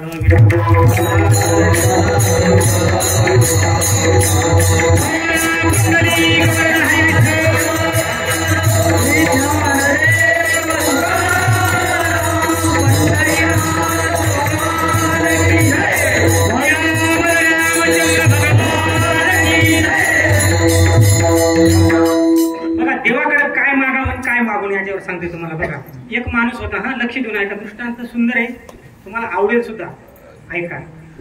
एक माणूस होता, महादेवाची सेवा करायचा. कशाची सेवा करायचा. आणि सध्या काय चालू महिला मंडळ पुन्हा गावल्या महादेवाला मंदिर बांधलं लागलं चांगल्याशी. या मायमौलीसाठी लवकर बांधा. एक जल लोटा कवसा तरी बसायचे, लवकर बांधा. तेवढं ऐका बरं का. महादेवाची सेवा करायचा. पण एवढी सेवा करायचा महाराज, तुमच्या माझ्यासारखी सेवा करायचा, मनापासून सेवा करायचा. हरी बोला देता हरी बोला घेता, उठता बसता हरी बोला, हरी बोला कांडता हरी बोला भांडता. जेव्हा त्याला देवाची आठवते त्यावेळेस देवाचं नाव, अशी देवाची सेवा करत होता. देवाची सेवा करता करता, त्या महादेवाची सेवा करता महादेव त्याला प्रसन्न झाला. आता लक्ष देऊन ऐका, मी प्रश्न विचारला. ज्याने माझ्या प्रश्नाचं उत्तर दिलं त्याने मला आज पाकिट त्यांना घडत झाले. हा, फक्त लक्ष देऊ. आता लक्ष देऊ ऐका. आणि पाकिटचं नाव सांगतात बाकी माझ्या सरळ विचार. ऐका ऐका, दिल पाकिट तुम्हाला सुद्धा दिलं. ऐका, पाकिट जमले आणि पैसा मालिक. चला ऐका. ऐका, त्याला महादेव प्रसन्न झाला आणि महादेवाने सांगितलं बाबा त्याला, बोल भक्ता तुला काय पाहिजे. त्याला सांगितलं तुला काय पाहिजे, पण लक्ष ठेवून ऐका तू भक्त कसा. त्याला सांगितलं देवा मला काहीच नको, फक्त एक दे मला. काय दे? जोपर्यंत माझ्या शरीरामध्ये प्राण आहे तोपर्यंत तुझं नाव माझ्या मुखामध्ये येऊ दे. देव म्हणे आहे तुला पहिला पैशाशी त्यामुळे तुला प्रसन्न होईल म्हणे, दुसरं काहीतरी माग. तू म्हणले काय मागू काय मागू. देव म्हणले काही बी माग म्हणे. त्यानं सांगितलं मला डबी द्या म्हणला. काय मागितलं त्यानं? डबी मागितली. डबी मागितल्यानंतर माझ्या भगवान शंकराने त्याला डबी दिली महाराज, पण रिकामी डबी नाही दिली. महादेव विचार करू लागले, रिकामी डबी जर राजाला दिली लोकांना जर कळालं, लोक उद्या मला नावं ठेवतील. काय राजा उदार झाला, हाती भोपळा दिला, अशी परिस्थिती माझी होईल. म्हणून भगवंताने काय केलं, त्या डबीमध्ये 1 तोळ्या सोन्याची अंगठी दिली. सोन्याची. कसानी महिला मंडळ? सोनं. कसानी? सोनं. कसानी? आता मला सांगा, माळले जास्त महत्वाचे का सोनाले महत्वाचे? जोरात सांगा महिला मंडळ. पुरुष तुम्ही आहे का? तुळशीच्या माळेला जास्त महत्व आहे का सोन्याला जास्त महत्व आहे? अजून माळे ऐकून मी गटामध्ये. तुळशीला माळे जास्त महत्वाचे का सोनाले महत्वाचे? माळेशे ना. माळ म्हणून तुमले घ्या, तुम्हाला सोनं माल द्या. शेत तुम्हाला पण वर बी सोन्याचे नाव दिशात का मला. महिलांचा आवडता वस्तू म्हणजे काय हो? सोनं. नवराने जर कापूशी की सोनं आणते जरा माय माहिती बाई अशी चावळच माय म्हण नवरा मला सोनं करतो, माय म्हण नवरा सोनं करतो. ऐका, डबीमध्ये काय दिलं? 1 तोळ्या सोन्याची अंगठी दिली. त्याला सोन्याचा मोह नव्हता, कशाचा मोह? फक्त भक्ती मार्गाला लागला होता. त्यानं ती देवापासून डबी घेतली. देव म्हणजे तथास्तु देवाचं दर्शन घेतलं, डबी खिशात घातली, मंदिराच्या खाली उतरला, तो घरी गेला. घरी गेल्यानंतर डबी कोणाच्या हातात दिली सांगा बरं? हा इमानदार शेत महाराज. असे इमानदार राहा ना, बायकोनं ऐका ना. मी सुद्धा म्हणे बायकोनं ऐकस. म्हणे बायकोने सांगितले मला घर येता येता पाकिट मला देवानं. मी म्हणे बायकोले पाकिट देस, पाकिट मधला पैसा माले ठेवस. पाकिट दिलेस तिने म्हणतात सगळं तुझी आहे ती भर पाकिट, तुम्ही पण पाकिट मधला पैसा माले. पण ऐका इमानदारी महाराज, तुम्ही बायकोचं ऐकलं पाहिजे महाराज. तो सुद्धा बायकोचं ऐकणारा नव्हता, पण त्यानं ती डबी कोणाकडे दिली? बायकोकडे दिली. बायकोकडे डबी दिल्यानंतर आता मायमावल्या शांत बसते का? ती मायमावून डबी काढी, डबी उठली, डबीनं जाती गाडल्यानंतर काय होतं माझा सोनं. आणि अगदी रातभर झोपली ती मायमावली, रातभर झोपली, रातभर अंगठ्या काढी, सकाळी उठे धूळ आले जाय, सोनारा दुकान मध्ये जाय, अंगठ्या मोडून पैसा घर आहे. मनकडे काय पाहतं 5-6 महिन्यामध्ये तिच्यामध्ये एवढा बदल झाला. 5-6 महिन्यामध्ये तिच्याकडे 50-60 लाखाचा बंगला झाला, 5-25 लाखाची गाडी झाली, अंगावर भरपूर सोनं झालं. भरपूर सोनं झाल्यानंतर पैसे सुद्धा भरपूर झाले महाराज. आज तुम्ही विचार करा, अंगठ्या संपाले तयार नाही, सोनं नाणं पैसा कितला होती? बरोबर सगळ्यांनी एवढे पैसे झाले महाराज. तिची जवळची मैत्रीण तिच्याकडे पाहू लागली, नाही बाजारले निघली. कोण? पैसावाले. बाजारले निघली. बाजारले नंतर आईसा तिनं मागे निघली. ही म्हणू लागली का ग, तुला सुद्धा बाबऱ्यालाच दिलं, मला सुद्धा बाबऱ्याला दिलं, आपलं माहेर सुद्धा एकच ठिकाणचं आहे. तुला ही मातीच्या घरामध्ये दिलं, मला सुद्धा मातीच्या घरामध्ये दिलं, पण तुला एवढा बदल कसा का होईना म्हणे 6 महिन्यामध्ये. ती मायवाली म्हणू लागली तिला, हे बघ तुला म्हणून सांगते तर सांगशील लोकांना. आणि एक महत्वाची गोष्ट माय बापू, पुरुष वर्ग, तुम्हाला जर यांच्या अंतकरणातली गोष्ट, तुमच्या अंतकरणातली गोष्ट यांना सांगून बघा, यांच्या पोटात राहत नाही महाराज. महिला मंडळ यांचा काही दोष नाही तिथं, यांना शाप आहे, महिला वर्गाला शाप आहे, यांच्या पोटामध्ये काही राहत नाही. त्यांना दिलेला शाप म्हणजे तो धर्मराजाने. महाभारत माहिती तुम्हाला? महाभारतामध्ये धर्मराजाने आपल्या आईला शाप दिला होता. कसला? तुझ्या पोटामध्ये काही राहणार नाही. तो दृष्टांत तुम्हाला सांगतो, ऐका. यांच्या पोटामध्ये काही राहत नाही. तुम्ही आधी घर द्यात ना, तुम्ही बाईले ज्याने बायकोशी त्याला सांगायचं, कुवार असल्याने सांगायचं. ज्याचं ज्याचं लग्न जाते आपल्या आपल्या बायकोला घरी घेऊन जा. एक महत्वाची गोष्ट आपल्या बायकोला सांगून बघा. याचं सकाळी उठे कार्यक्रम सुरू, तुले म्हणे सांगत, तुले सगळ्या गावाला सांगतोस. ऐका, शाप दिला धर्मराजाने. ऐका, अर्जुनाने ज्यावेळेस कर्णाला मारलं, कर्णाला मारल्यानंतर 5ही भावंड घरी आले आणि आईला सांगत, आई वैर्याला मारलं, वैर्याला कोणी मारलं? अर्जुनाने मारलं. अर्जुन पुढे सरकला होता, आई शाबासकी देईल म्हणून. अर्जुन पुढे सरकला होता, शाबासकी देईल म्हणून आई पुढे आली. अरे कोणी मारलं? अर्जुनाने मारलं. कोणाला मारलं? वैर्याला मारलं. त्याचं नाव काय? कर्ण. कर्ण शब्द ऐकला ना, आईच्या डोळ्यातून अश्रू येऊ लागले महाराज. 5ही भावंड विचार करायला लागले, आईच्या डोळ्यात अश्रू येण्याचे कारण काय? त्यावेळेस धर्मराज पुढे आले, आई अगं रडण्याचं कारण काय? त्यावेळेस आईने सांगितलं, बाळा लग्नाच्या अगोदर मंत्रोच्चारण झाला होता तुमचा थोरला भाऊ कर्ण. पाचही भाऊ घाबरले. आई हे मी तुला आधीच संध्याकाळी विचारणार होते. अगं पाचही भाऊ वाघासारखे एवढे दिवस कर्ण मरत का नव्हता. आईने सांगितलं अरे जगाला काळ फासला धरून पेटीत घालून सोडला होता तुमचा थोरला भाऊ कर्ण. धर्मराज पुढे आई अगं अगोदरच आम्ही त्याला सांगितलं असतं तर त्याला सिंहासनावर बसून तीर्थ घेतलं असतं ना. शाप आहे तुम्हा महिला वर्गाला. इथून पुढे तुमच्या मनामध्ये काही राहणार याच ना काही दोष नाही महाराज. त्यांना शाप आहे. विढालं विढालं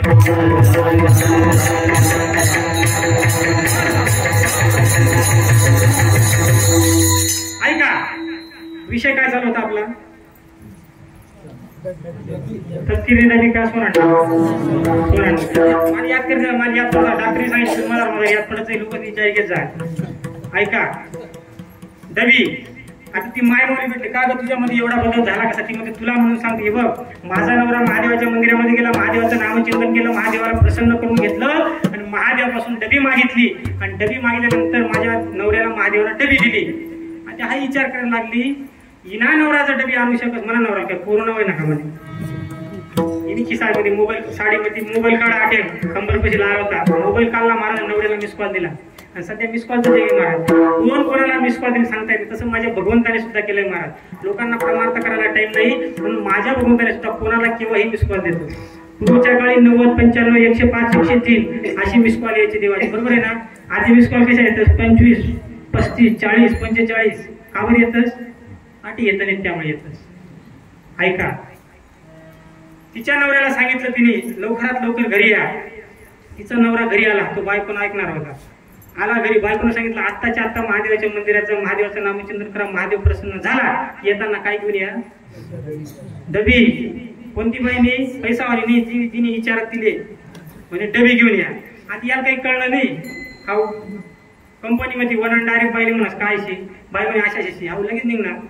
महादेवाच्या मंदिरात गेला. नामचिंतन करू लागला. ऐका नामचिंतन करता करता मला संध्याकाळ झालेली. पोटाला काय लागली हो भूक लागली. भूक लागल्यानंतर घरी आला. आणि घरी आल्याच्या नंतर बायको दारामध्ये उभी होती आणि बायको त्याच्याकडे पाहत होती. बायकोने त्याला विचारलं का हो डबी आणली का. तू म्हणे नाही ना जात ना जेवण करीस. ती म्हणे पहिले डबी नंतर जेवण.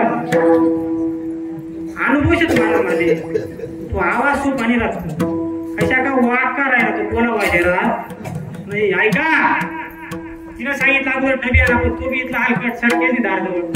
तो म्हणजे भूक लागायची ना. पण ती एवढी गरम रक्ताची बाई होती. तिनं नवऱ्याला कोपऱ्यात घेतलं. घाम येईपर्यंत आणलं महाराज त्याला. आणि तो म्हणू लागला हिचा मार खाण्यापेक्षा मंदिरात गेलेलं निघणं. तसेच मंदिर महादेवा मंदिर महादेवाच्या मंदिरामध्ये गेला. नामचिंतन करू लागला. 10-15 दिवस झाले. पोटाला भूक लागली होती. ती आशा सोडून दिली आणि नामस्मरण करू लागला. 15 दिवस झाले. 15 दिवसानंतर त्याला सुद्धा महादेव प्रसन्न. आता महादेव प्रसन्न कस काय झाले हो. शिव भोळा त्यांचे पाय तुम्ही विश्वनाथ दीन रंग मी आणा. तो शंकर भोळा आहे महाराज. तो भोळा आहे म्हणून त्याला सुद्धा प्रसन्न झाला.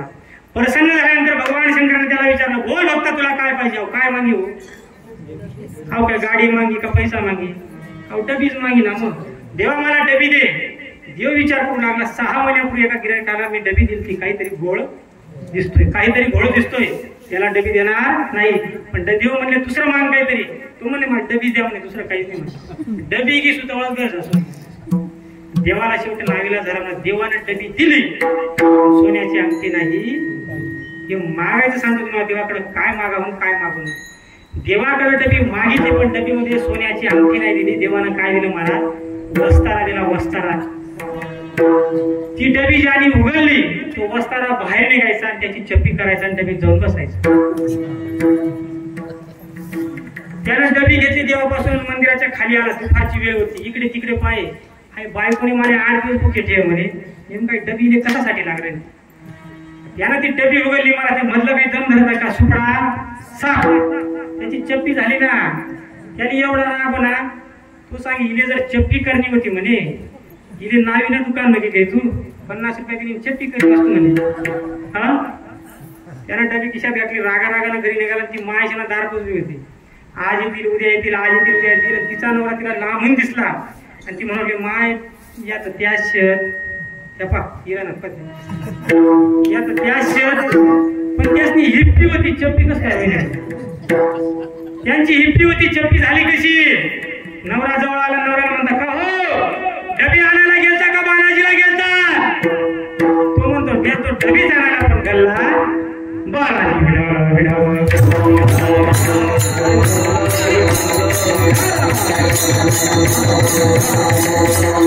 तो म्हणतो गेलतो डबी जाणार पण घालला काय बालाजी.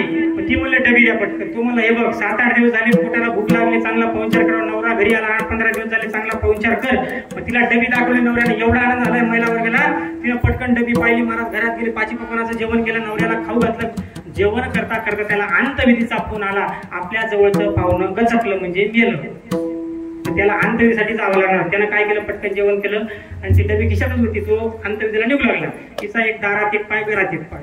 ती म्हणले अगोदर डबी नंतर अंतविधी. तो म्हणाला तुला लई डबीचा नाद आहे ना, ही डबी आता तुला. मला त्याला काही कामाची होती का ती डबी? ती डबी मला काहीच कामाची नाही. ज्या दिवशी ती डबी मला लागली तुझ्याकडून मागून घे, पण ती डबी मला काही कामाची नाही. फक्त एक मी अंतविधी करून येतो आणि अंतविधी करून आल्यानंतर डबी तुला देतो, तोपर्यंत शांत होईल. ती म्हणले मला बाकीनं काही सांगणार नाही, पहिले डबी नंतर अंतविधी. तो म्हणू लागला तुला पाय पडस म्हणे. तुम्ही बायको काय ना तुला पाय पडस. अशा बऱ्याच जण पाय पडतात ग. मग ऐका तुझ्या पाया पडतो, फक्त एक मी घरी येईपर्यंत डबी उघडू नको. ती म्हणले जा नाही उघडी. बायकोनं सांगितलं. ते अंतविधीला गेलो महाराज. अंतविधीला गेल्यानंतर तिनं दाराची कडी लावली. दाराची कडी लावली, हातामध्ये डबी घेतली. डबीचं झाकण उघडणार. अशी तर तुम्ही पहिलेच डबीचं झाकण उघडणार. तिच्या मनामध्ये एक प्रश्न आला, एकटीनं डबी उघडायची कशी? गावातल्या 5-25 सवासनी नको का? ऐका आता. तिनं गावातली पाटलीन बोलवली, गावातली सरपंचीन बोलवली, गावातल्या बचत गटाच्या बाया बोलवल्या. अशा प्रतिष्ठित 5-25 महिला बोलवल्या. त्या घरी घरी जाऊन सगळ्यांना सांगितलं असं असं आहे म्हणे. प्रत्येकाला वाटू लागला आम्हाला एक सोन्याची अंगठी. आता सोन आणि अंगठी सांगितली. कोणी 10,000ची साडी, कोणी 5,000ची साडी. पाटलींनी ते डायरेक्ट 11,000ची साडी, 2,000 मेकअप, 1,000 रुपयांनी चप्पल, बाकीने 1,000 रुपयांना वस्तू, 15,000 रुपये खर्च केला पाटलींनी. कारण उद्घाटन पण असते होतं. पाटलीन गावात मान कोणाला असतो? पाटलीला. सगळ्या मायमुले तिच्या घरी आल्या. दाराची कडी लावली. दुपारचे 2 वाजले होते. मायबाप दुपारचे 2 वाजले होते. सगळ्या मायमुल्या घरात बसल्या. आणि एक ऐका, एका मुलाचं नवीन लग्न झालं होतं. त्या सासूबाईनं सुनेला सांगितलं चल हळदी कुंकूच्या कार्यक्रमाला.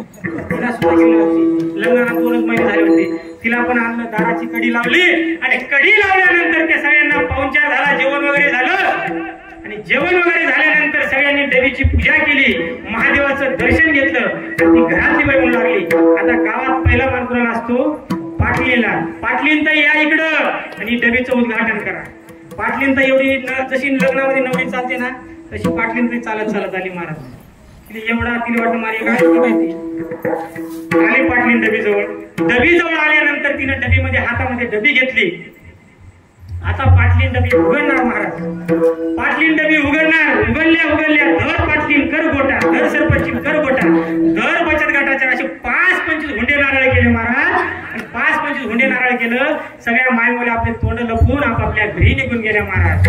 ऐका आता लक्ष देऊन. सगळ्यांचे मालक संध्याकाळी घरी आले आणि एक माणूस घरामध्ये गेला आणि त्याच्या बायकोकडे पाहिलं.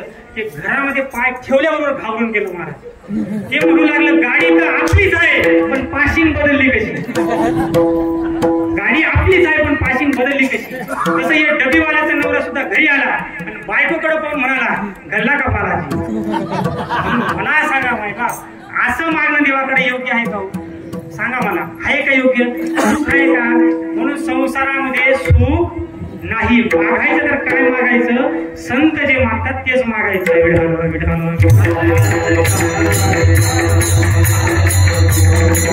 कांठुबारा देवाजवळ मागणं मागतात. आता संत देवाकडे मागतात हा संतांचा स्वभाव नाही. संत देवाकडे मागतात हा संतांचा स्वभाव नाही. आपण देवाकडे सारखं मागतो हा आपला स्वभाव आहे महाराज. देवानी संतांकडे जावं, देवानी संतांकडे जावं आणि म्हणावं संतांनो मी तुमच्यासाठीच आलोय, मागा तुम्हाला काय पाहिजे. त्यावेळेस संत सांगतात देवा हा आमचा स्वभाव नाही, काही मागणे हे अमानुचित वडिलाची रीत जाणत असो. देवा तू सांगतो ना हे मागणं मागतं हे आम्हाला आवडत नाही. संत सांगतात देव संतांकडे तो संत सांगतात देव आम्हाला हे मागणं. तरी सुद्धा ऐका, एक वेळेस नामदेवांकडे देव गेले. आता नामदेवांची भक्ती काय महाराज, नामदेव कीर्तन करी पुढे देव नाचे पांडुरंग, नाचता नाचता देवाचा गळला पितांबर, एवढी ताकद माझी नामदेवांची होती. त्या नामदेवांकडे देव गेले आणि देव गेल्याच्या नंतर नामदेवांना देवाने सांगितलं नामा मागा काहीतरी तुम्ही. त्यावेळेस नामदेवा सांगतात देवा मला काहीच नको, मला काहीच नको. काहीच नको म्हणजे तुला काहीतरी मागावं लागेल. नामदेवा देवाने प्रश्न मांडला, तुला हे देऊ का ते देऊ. नामदेव म्हणले हे का ते काय, तुला ब्रह्मलोक देऊ का द्वापार योग देऊ. नको देवा मला ते नको. मग तुला या ब्रह्मांडाचा नायक तुला करू का देऊ. अनुगारा म्हणतात नको देवा मला. नामदेव म्हणतात नको देवा मला. मग मी जिथं उभा राहतो ती जागा तुला देऊ का. नामदेव म्हणले नको देवा मला, हे सुद्धा नको. आता नामदेव देवाला सांगतात देवा हे बघ हा तुझा खेळ आहे, हा सगळा तुझा डाव आहे, हा मला चांगला माहिती. काही मी आतापासून तुला ओळखत नाही. चवयुगाचा भक्त नामा उभा कीर्तने, पाठी मागे डोळे झाकून उभी तिजने, वाळवंटापासून महाद्वारापर्यंत सुरवरांची माती येते जोडून हात. मी तुला 4 युगापासून ओळखतोय देवा. देव म्हटले अरे बाबा 4 युगापासून तुम्हाला ओळखतो ना, बरं आहे ओळखतो मला, पण माझ्याकडून तुला काहीतरी मागावं लागतं. त्यावेळेस नामदेवांना थोडं नाविलाज झाला. देवा बरं तुला जर द्यायचं असेल तर एकच देवा, काय दे, अकल्प आयुष्य व्हावे तया कुळा. काय मागितलं, अकल्प आयुष्य व्हावे तया कुळा. पण कोणासाठी, माझी या सकळा हरीच्या दास. कोणासाठी मागितलं, हरीच्या दासांसाठी, आपल्यासाठी मागितलं. कोणासाठी मागितलं, आपल्यासाठी मागितलं नामदेवांनी. आता मला सांगा, हे झालं संतांचं मागणं. उद्या कशाचं कीर्तन आहे तुमच्याकडं, काल्याचं कीर्तन. उद्या काल्याचं कीर्तन झाल्यानंतर तो भगवंत आहे महाराज, तो हा विठ्ठल बरवा, तो हा माधव बरवा. तो विठ्ठल जर कीर्तन झाल्यानंतर इथं प्रकट झाला, कुठं इथं जर प्रकट झाला, आता तुम्ही मला सांगा, तुम्ही इथं देवाचा पाय पडणार का मंदिरात जाणार. देवाचा इथं पाय पडणार का मंदिरात जाणार. देव जर इथं प्रकट झाला, देव इथं प्रकट झाला, मंदिरात जाणार का देवाचा इथं पाय पडणार. इथंच पडणार ना. बरोबर. देवाजवळ तुम्ही काय मागणार, काय मागणार. समजा तुम्ही म्हणणार, तुम्ही सांगताय महाराज देवाकडे मागू नये, पण समजा देवाने सांगितलं मागा बाबा काहीतरी मागा, तुम्हाला काय पाहिजे, तर तुम्ही काय मागणार. ज्याला बायको नाही तो बायको मागणार. सध्या तीच परिस्थिती, ज्याला बायको नाही तो बायको मागणार, ज्याला गरीबी आहे तो श्रीमंती मागणार, ज्याला जी अडचण येईल तो ते मागणार. बरोबर आहे. तुम्हाला मी किती सांगितलं तरी तुम्ही तेच मागणार. बरोबर आहे. पण ऐका, तुमच्यामधला एखादा उभा राहून देवाला सांगा, देवा बरं झालं तू आला. देव सांगला काय झालं, मी तुझ्यासोबत येतो, चाल. आता जाईल का देवासोबत कोणी, जाईल का. आणि समजा 1-2-3 जणांना जर देवाला सांगितलं चालता का माझ्यासोबत, एखादं म्हणाल महाराज देव आताच कुठं बंगला बांधला, राहू दे ना 2-3 दिवस, कोणी जायला तयार होणार नाही महाराज. देवाकडे कोणी जायला तयार होणार नाही महाराज. हे संतांचं मागणं महाराज, हे संतांचं मागणं. ऐका, एकदा सासू आणि सुनीला देव प्रसन्न झाला. लक्ष देऊन ऐका, सासूला आणि सुनीला देव प्रसन्न झाला. सहजासहजी सासूबाई सुनबाई एक ठिकाणी राहत नाही, पण तिथे कसं काय होईना ती मला बी माहित नाही. तर आमची गुरुवारी आम्हाला हा दृष्टांत सांगायचे. एका सासूला आणि सुनीला देव प्रसन्न झाला. देवानं सांगितलं मागा तुम्हाला काय पाहिजे. त्यावेळेस देवानं सांगितलं हे बघ सुनबाई, तू जर एखादी गोष्ट मागितली तुझ्या 2 पटीने सासूला मिळेल. म्हणजे सुनबाईने जर 1 तुला सोनं मागितलं तर सासूबाईला किती मिळेल. सुनबाईने जर 10 लाख मागितले देवाजवळ, सासूबाईला किती मिळतील, 20 लाख. ऐकलं. देवाला सांगितलं हे बघ सुनबाई, तू माझ्याकडे मागते, पण फक्त तुला 3 वेळेस मागावं लागेल. किती वेळेस, तुला 3 वेळेस मागावं लागेल. 3 वेळेस मागायचं, त्याच्यानंतर तुला देणार नाही. मग ऐका, सुनबाई, आता सासूबाईचं सुनचं जमत नव्हतं. सासूने सांगितलं सुनबाई तूच माग आता, कारण ती सून थोडी कडक होती. मग सुनेनेच देवाला सांगितलं देवा काय मागितलं. पहिली गोष्ट सुनबाई सांगू लागली माझा एक डोळा आंधळा करा. काय सांगितलं सुनबाईनं, माझा एक डोळा आंधळा करा. सासूचे किती झाले हो, 2 झाले. बरोबर. दुसरं मागितलं देवा माझा एक पाय पांगळा करा. सासूचे किती झाले हो, किती झाले, 2 झाले. शेवटचं काय मागितलं ऐका, सुनबाई देवाला सांगते देवा मला साधारण असा झटका येऊ दे. सासूबाईला डबळाला जागीच मेली ना महाराज. असं मागणं काही कामाचं आहे का. अरे नामदेवाला सांगतात देवा तुझ्याजवळ सारखं सारखं मागतो, हे आम्हाला शोभा देत नाही. देव म्हणले कसं काय, ऐका तुम्ही. त्या दुर्बाळाने तुझी सेवा केली. दुर्बाळ माहिती, दुर्बाळ माहिती तुम्हाला. दुर्बाळाने देवाची सेवा सेवा केली, कोणाची महादेवाची सेवा केली आणि दुर्बळाने मागितलं, काय मागितलं, मला आडवं पद दे. देवानं काय दिलं? नामदेवराय देवाला सांगतात, देवा तू दुर्बळाचं आडवं पद मागितलं, तू त्याला आडवं पद दिलं. बरं झालं. दुसरं आहे उपमन्यू. माहितीये उपमन्यूने वाटीभर तू देवाकडे घ्यायला गेला, देवाने काय दिलं? शिराचा सागर देऊन टाकला. नामदेवराय म्हणतात, देवा हे दोघही बाळ आले तुझ्याकडे, त्यांनी तुझ्याकडे मागितलं, तू त्यांना देऊन टाकलं, तुझ्यामध्ये त्याच्यामध्ये काय झालं? अंतर पडलं, तुझा आणि त्यांचा संबंध मिटला. हे तुझ्याकडे मागतात, त्यांचा तुझा संबंध राहतो, तू आम्हाला काय म्हणतो मागा मागा? हे झाले दुर्बाळ. आणि आताची दुर्बाळ जातील का मंदिरात? आता दुर्बाळले सांग वगैरे शेजारी मावशी दूध नाही, तो सुद्धा जास्त पाहुणा समोर आला होता महाराज, त्यामुळे मुलांना सुद्धा चांगले संस्कार लावा महाराज. पण आताची पोरं एवढे आगाऊ आहे महाराज. एक शिक्षक होते, लक्ष देऊन ऐका, एक शिक्षक होते, पोरांना शिकवत होते. आता दृष्टांत लक्षात वना तर समजा, नाही वना तर मना काही चुकी नाही होती. एक शिक्षक होते, त्या पोरांना शिकवत होते. पोरांना शिकत असताना पोरं बडबड करू लागले. शिक्षक सुद्धा माझ्यासारखा तरुण होता. पोरांना शिकू लागला, ए पोरांनो शांत बसणार, तुम्हाला कळत नाही का? पोरं शांत. शिक्षक फळाकडे घ्या का पोरं अजून बडबड करत. शेवटी शिक्षकाला राग आला, काय त्या ज्ञानोबांनी 16 वर्षी ज्ञानेश्वरी लिहिली आणि तुम्ही 16 वर्षी बडबड करताय, तुम्हाला अक्कल आहे का? त्याच्यातलं एक पोरग उठलं बाबा. ते काय म्हणलं त्या सराला, सर ज्ञानोबांनी 16 वर्षी ज्ञानेश्वरी लिहिली, पण त्याच ज्ञानोबांनी 22व्या वर्षी संजीवन समाधी घेतली, तुम्ही इथं काय करताय? कळलं का तुम्ही? काही ते सांगितलं सुद्धा कळत नाही. आम्हाला एक म्हातारी मी सर सांगत, आजीबाई आपल्या गावाला सरपंच शेणा म्हणले, हा म्हणजे त्यानं पैशाला कोमात गई. ती म्हातारी काय माय मोठा लोक ती बी जातच म्हणून काय करावं या लोकांना महाराज? ऐका, देवाला अशी मागणारे आवडत नाही महाराज. आपण सारखं आता मला सांगा, तुमच्या उदाहरण घ्या. संत सांगतात देवाजवळ सारखं सारखं मागितलं देवाला आवडत नाही. मग आपला घरातला विषय घ्या, इथला विषय घ्या.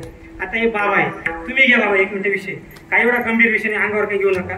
समजा मी तुमच्या घरी आलो, हा नाही सांगायचं, मी तुमच्या घरी आलो, मी तुमच्याकडे सांगितलं बाबा मला 1000 रुपये उसने द्या, तुम्ही मला देणार ना? दिशात ना? मी सकाळी पुन्हा 1000 रुपये तुम्ही मला दिले, बरोबर? बाबांनी मला किती दिले? 1000 रुपये दिले मला बाबांनी. बर, अजून 2-3 दिवस झाले, बाबा मी तुमच्याकडे आलो, बाबा मला 2-1000 दिशात का तुम्ही? हा नाही सांगा, दिशात, बरोबर. अजून 7-8 दिवसांनी गेलो, बाबा मला 3000 तुम्ही दिशात का? खरं सांगा, मनापासून सांगा, विनोदचा विषय नाही, ती देणार का तुम्ही? का देणार नाही? मी ज्यावेळेस 1000 रुपये मागायला त्यावेळेस मला तुम्ही आवडत होते, मी तुम्हाला आवडत होतो. आता मी 3 वेळेस तुमच्याकडे आलो, तुम्हाला मी आवडणार का? आता नाही आवडणार. आता लक्षपूर्वक आहे का? मी तुमच्याकडे 3 वेळेस आलो, तुम्ही मी तुम्हाला आवडणार नाही. मग म्हणून सांगतो बघा, कोणी आपल्याकडे सारखं सारखं मागितलं तो आपल्याला आवडत नाही. सारखं आपल्याकडे कोणी मागितलं तो आपल्याला आवडत नाही. पण देवाजवळ आपण सारखं सारखं मागितलं देव आपल्याला आवडेल? देवाला आपण आवडू का सांगा मला? अरे नामदेवांनी मागितलं महाराज काय? अकल्प आयुष्य व्हावे तया कुळा माझी या सकळा हरीच्या दासा. पण एक कर देवा कल्पनेची बाधा न हो कोणी काळी ही संत मंडळी सुखी आहे. हे मागितलं नामदेवांनी. ज्ञानोबारांनी काय मागितलं होतं? ज्ञानोबारांनी प्रसादान मागितलं, बरोबर? प्रसादान मागितलं काय? आता विश्वात्मके देवी येणे वाघ येत नाही द्यावे प्रसादान. जे खळांची व्यंकटी जाऊ दृष्टांची जाऊ दे व्यंकट. ज्ञानोबारा सांगतात जो कितीही नालायक असो याचं संकट जाऊ दे. ज्ञानोबारांनी सांगितलं. काही लोक म्हणतात महाराज आमच्या गावात एवढे दृष्ट लोक आहे, आमच्या गावात एवढे दृष्ट लोक आहे, आमचं कुठं चांगलं व्हायला लागलं त्याच्या पोटात दुखतं. आहेत ना अशा प्रत्येक गावात, पण दृष्ट त्याला म्हणत नाही महाराज. पण तुम्हाला एक सांगतो महाराज, हा क्षणभंगुर नाही बरोबर, हा देह केव्हा निघून जाईल सांगता येत नाही. नाही कुणाचे कुणी तुझे नव्हे रे कुणी अंतिर जाशील ऐकला रे प्राणी माझ्या मनात. बहीण कुणाचा भाऊ कुणाचा कोण कुणाची सगळी सोय रे. कारण जिंदगी एक किराए का घरे एक ना एक दिन बदलना पडेगा. मौत जब तुझको आवाज घर से बाहर निकलना पडेगा. एके दिवशी जावंच लागणार आहे. जीवन कसं जगावं महाराज? अरे जीवन असं जगून जा माय बाप. काही लोक एवढे वेडे असतात ना, तो माणूस जर मेला गावातले लोक काय म्हणतात, बरं झालं गावाची खैर गेली म्हणतात ना. पण तसं जगून काही फायदा नाही. जीवन जगायचं असेल तर माझ्या माऊलींचं चरित्र वाचा माय बाप. माऊली नावात एवढी ताकद आहे. ज्ञानोबारांच्या एवढे लहानपणापासून त्यांना सोडून गेले, बरोबर? लहानपणापासून सोडून गेले. माऊली लोक अगोदर ज्ञानोबारांना माऊली म्हणत नव्हते. आता लोक ज्ञानोबारा कळलं तेव्हा लोक ज्ञानोबारांना माऊली म्हणायला लागले. अगोदर ज्ञानेश्वर महाराज म्हणायचे, बरोबर? पण माऊली कसे म्हणतात महाराज? कारण ती आई महाराज. ज्ञानाबाई माझी अनाथाची माय. ज्ञानोबा आहे अनाथाची माय. माऊली नावाची ताकद सांगतो तुम्हाला. माऊली म्हणजे काय बघा, मा म्हणजे मानवता, उ म्हणजे उदारता, माऊली म्हणजे लीनता. मानवता, उदारता, लीनता आपल्यामध्ये येणं म्हणजे माऊली होणं. म्हणून जीवन कसं जगायचं ऐका. माणसाने माणसासारखं वागणं म्हणजे मानवता. आता लक्षपूर्वक ऐका, आवडलं तर टाळी वाजवलं तर वाजू नका. माणसाने माणसासारखं वागणं म्हणजे मानवता. म्हणून चालताना असं चला की लोकांनी तुम्हाला रामराम घातला पाहिजे. बसताना असं बसा की लोक शेजारी बसली पाहिजे. आणि मरताना असं मरा माय बाप, ज्या व्यक्तीला कळलं त्याच्या डोळ्यातून घळाघळा अश्रू वाहिलेच पाहिजे. याचं नाव जीवन. तिथं जगून काही फायदा नाही. जीवन जगायचं माझ्या माऊलींकडे बघा.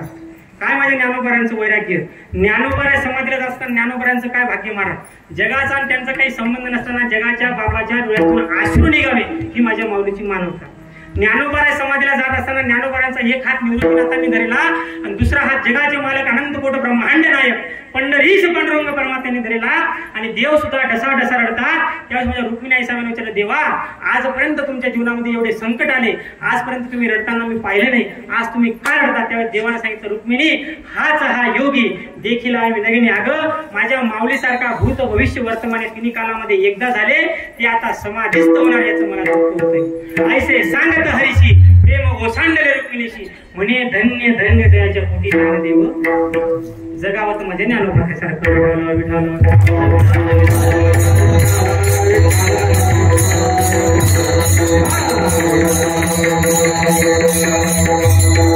जगाव माझ्या ज्ञानोबाऱ्यांसारखं. आता तुम्ही म्हणतात ना दृष्ट, आता दृष्ट कोणाला म्हणायचं बघा. तर बघा देवाची प्राप्ती करून घेतो, जप तप करतो, देवाची प्राप्ती करून घेतो, देवापासून वर मागून घेतो. आणि ते वर मागितल्यानंतर त्या वराचा सदुपयोग न करता जो दुरुपयोग करतो ना त्याला दृष्ट असे म्हणतात. उदाहरण द्यायचं झालं तर बघा, भस्मासूर माहिती आहे तुम्हाला सगळ्यांना. भस्मासूर कोण होता? दानशूर माणूस होता, बरोबर आहे ना. काळ्याच्या केंद्रामध्ये पंक्ती द्यायचा तो लय दानशूर होता महाराज भस्मासूर, बरोबर आहे का नाही महाराज. आणि भस्मासुरानं कोणापासून वर मागितलं होतं? शंकरापासून, बरोबर. महादेवापासून वर मागितलं. काय मागितलं? मी ज्याच्या डोक्यावर हात ठेवेल तो काय होईल? भस्म होईल. त्याला महादेवान म्हणले तथास्तु, वर दिलं. त्या रस्त्याने निघू लागला. जोही माणूस त्याच्या डोक्यावर हात ठेवायचा तो काय व्हायचा? भस्म. डोक्यावर काय झालं? पाप झालं महाराज. दृष्ट सांगतोय तुम्हाला. डोक्यावर पाप झालं. पाप झाल्याच्या नंतर त्याला एक दिवस पार्वती माता आणि भगवान शंकर एके ठिकाणी बसलेले दिसले. त्याच्या मनामध्ये पाप झालं होतं महाराज.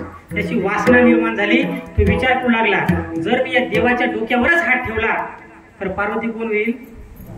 माझी होईल. मनात पाप झालं महाराज. काम वासना निर्माण झाली त्याची. देवाला कळालं महाराज. तो देवाकडे जाऊ लागला. भगवान शंकराला कळालं. भगवान शंकराला कळालं. देव सुद्धा पुढे पळू लागला. भस्मासूर मागून पळतोय.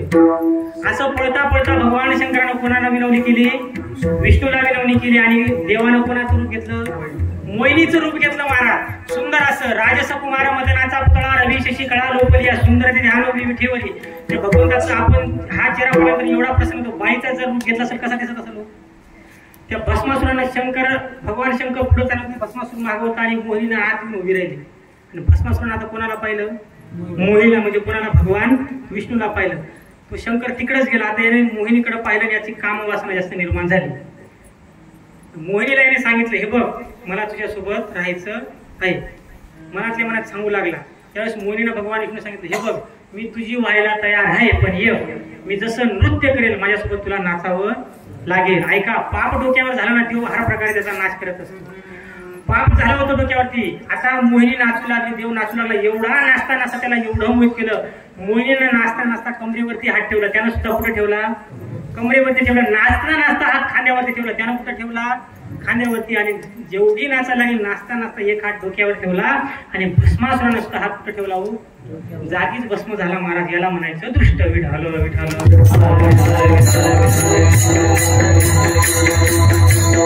हे झालं दृष्ट. माझे ज्ञानोबा सांगतो नास्तिकांची व्यंकटी जाऊ. आता या जगामध्ये काही असे बरेचसे नास्तिक लोक आहेत की देवाला मानत नाही महाराज, बरोबर आहे की नाही महाराज? देवाला मानत नाही. या जगावर देव नाही असं नाही लोक सांगतात. एका माणसानं 2 तास भाषण केलं बाबा या जगाच्या या कलियुगामध्ये देव नाही या विषयावर 2 तास भाषण केलं. ते भाषण ऐकायला सुद्धा मी होतो. त्यानं एवढं सुंदर भाषण केलं. त्याच्याजवळ गेलो. भाषण संपल्यानंतर त्याला म्हटलं, वा काय भाषण केलं, तुमच्या शब्दामध्ये काय वजन आहे, काय शब्द निघतात, लोकांना तुम्ही आकर्षित करतात. तो म्हणला, महाराज ही सगळी त्याची कृपा आहे. हा नेमका आस्तिक झाला का नास्तिक झाला? मी सांगतो तुम्हाला, तुम्ही देवाला मानत नाही ना, पण देव तुम्हाला मानतो माय बाबा. कारण त्या देवाने तुम्हाला हा नरदेह दिला, देह दिला, देह भजना कोमटा दिले, इंद्रिय हात पाय कान डोळे मुख बोलाया वचन, एवढा देह दिला भगवंताने. तरी सुद्धा लोक म्हणतात देव नाही. देवाला तुम्ही मानत नाही, माझ्या देवाला काही फरक पडत नाही. पण लक्ष देऊन ऐका, ज्या तुम्ही देवाला मानत नाही, माझ्या देवाला काही फरक पडत नाही. पण ज्या दिवसापासून माझ्या देवाला त्या दिवशी तुम्हाला मानायचं सोडलं, त्या दिवशी तुमच्या घराजवळ गर्दी जमल्याशिवाय राहणार का? राम बोलो राम. म्हणून लक्षात ठेवा माझ्या, देवाची सेवा ही खूप महत्वाची आहे. तसं माझ्या जगगुरु तुकोबाराने एका लोकांनी सांगितलं, का हो तुकोबारा, तुम्ही तर देवाची एवढी सेवा करता. तुकोबारा म्हणतो मी करणारच आहे. तुकोबाराला सांगितलं, का हो तुकोबारा, अन्न करता करता तुमची बायको मेली. तुकोबारा म्हणले, बायको मरू दे ना, कोणी मरू दे, मी संसारामध्ये राहत नाही. मला फक्त माझा एक देव करून घ्यायचा आहे. सुखाची प्राप्ती वाटत असेल तर आपण फक्त एक देवा करा, देव करावा लागेल आपल्याला. काय?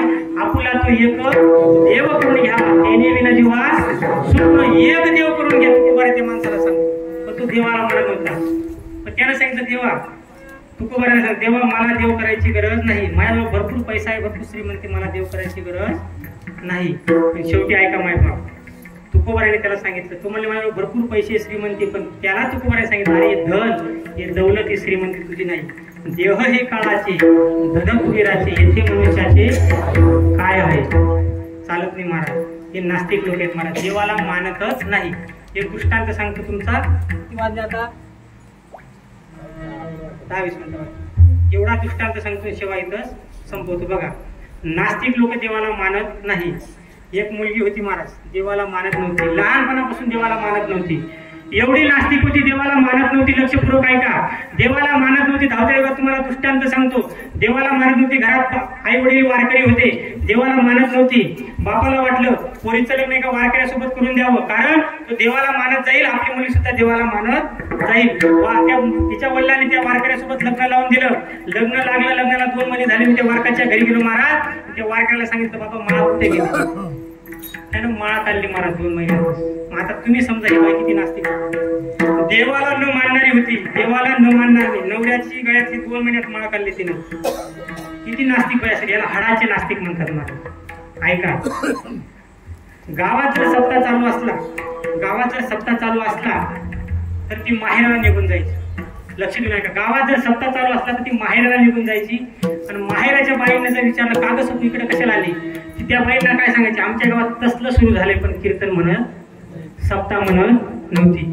एवढी देवाला न मानणारी बाई होती महाराज. बायांना पूर्ण गोष्ट कळल्याशिवाय मनाला शांतता वाटत नाही. एक बाई म्हणले, तसलं काय असतं ग? ते नाही काय ग, लाकडाचं फोड असतं आणि एक जण त्याला बदड येतं, पण पप्पा म्हणत नव्हती. एवढी देवाला न मानणारी. ती म्हणले, काय असतं ते बदडायचं? ते नाही का ग, 2 जण पुढे येतात आणि एवढे येतात, पण गाय म्हणत नव्हती. एवढी देवाला न मानणारी निर्दय बायको होती महाराज. आता मला सांगा, या बायकोला किती दिवस जीवन करावं द्यावं? मला असं वाटतं कधीतरी हिला मारून टाकावं, पण ते आपल्या हातात आहे का? तर माझ्या हातामध्ये राहिलं असताना बाबरातल्या एक सुद्धा माणसाला मी ना मारलं नसतं महाराज. ते माझ्या हातात नाही ना. आले देवाजीच्या मनात येते, कोणाचे चालेल?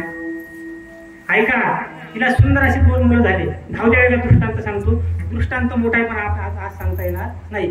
तिला 2 सुंदर रत्न प्राप्त झाले, 2 मुलं झाले. दोघं मुलं त्या बापाने वारकरी बाप होता.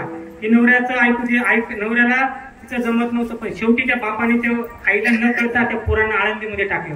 आळंदीमध्ये टाकल्यानंतर ते दोघं हबप झाले, म्हणजे हरिभक्त पारायण कीर्तनकार झाले. कीर्तन काढून घरी आले, त्यांच्या गावामध्ये कीर्तन ठेवलं आणि आई माहेराला निघून गेली.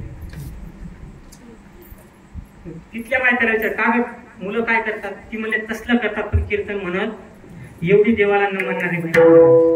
आता मला सांगा, अशी बाई आपल्या गावात पाहायला भेटणार? पण ऐका, एवढे सुद्धा लोक आहेत महाराज देवाला मानत नाही. ऐका, लक्ष देऊन पाहिजे. पण हे आता तिच्या मुलाचं लग्न झालं, मुलं धार्मिक होते महाराज, कीर्तनकार होते. आता मला सांगा, ही म्हातारी किती दिवस जिवंत असणार होत? पण माणसाला मरण हे मरण्याच्या अगोदर कळत असते. उपलिया पिंडा मरण सांगत, ज्ञानोबारांचा दृष्टांत ऐका, घरीचा दृष्टांत ऐका. मरण माणसाला केव्हा येतं हे कळतं माय होतं. मरण माणसाला केव्हा येतं हे कळतं. लक्ष देऊन ऐका. ती म्हातारीला आता मरताना रोग झाला. डोक्यावर जो पाप झाला तर काय होतो? रोग होतो. तुका म्हणे पापी येते रोगाची या. रोग झाला तिला. रोग झाल्यानंतर दोघं पुढे धार्मिक दवाखान्यात टाकलं, धुळ्याच्या दवाखान्यात तिला टाकलं. धुळ्याच्या दवाखान्यात टाकल्यानंतर तिथल्या डॉक्टरांनी विचारलं, ताई डोळे दाखवा. तिने डॉक्टरला डोळे दाखवले. ताई जीभ दाखवा. जीभ दाखवली. डॉक्टर म्हणले काय होतं? ती म्हणले मला कसं कसं होतं. आता महिला म्हणजे कसं कसं काय असतं? डॉक्टर म्हणले कसं कशावर गोळी नाही. डॉक्टर म्हणले कसं कसं आहे म्हणजे नेमकं काय? ती म्हणे मला उचलून टाकतं. आता उचलून टाकल्यावर फक्त गोळी आहे का मारा? डॉक्टर म्हणले तुमच्या आजीला इथंच राहू द्या, 5-25,000 डिपॉझिट भरा आणि तुम्ही घरी जा. महाराज डॉक्टरांना काही लई इलाज केला पण म्हातारी बरी होत नव्हती. म्हातारी जास्त होती. पोरांना कोणाला तुमच्या म्हातारीला पुण्याच्या दवाखान्यात घेऊन जा. पुण्याच्या पोरं धार्मिक होते महाराज. पुण्याच्या दवाखान्यात नेलं. डॉक्टर सुद्धा तिथे धार्मिक होते. त्या डॉक्टरांनी त्या म्हातारीला पाहिलं आणि सांगितलं तुमची म्हातारी आता 1-2 दिवस जगणार, 1-2-3 दिवस जगणार आहे. कोणी सांगितलं? डॉक्टरांनी सांगितलं तुमची आई आता 2-3 दिवस जगणार आहे. कारण माणसाला मरण हे मरण्याच्या अगोदर कळत असतं. सांगू तुम्हाला मरण कसं कळतं माणसाला? सांगू का? ऐका, तुम्हाला 3 उदाहरणं सांगतो. हे आपली दोघं बोटं घ्यायचे. आता नका करू कोणी. हा मरण सांगतोय. आपलं मरण आपल्याला कळतं मरण्याच्या अगोदर. हे दोघं बोटं घ्यायचे, कानामध्ये घालायचे. मी नाही सांगत आणि अनुभव सांगतात. हे दोघं कानामध्ये घालायचे आणि कानामध्ये घातल्यानंतर समोरचा आवाज आला तर ठीक, नाही आला तर आपण काही दिवसांनी मरणार आहोत.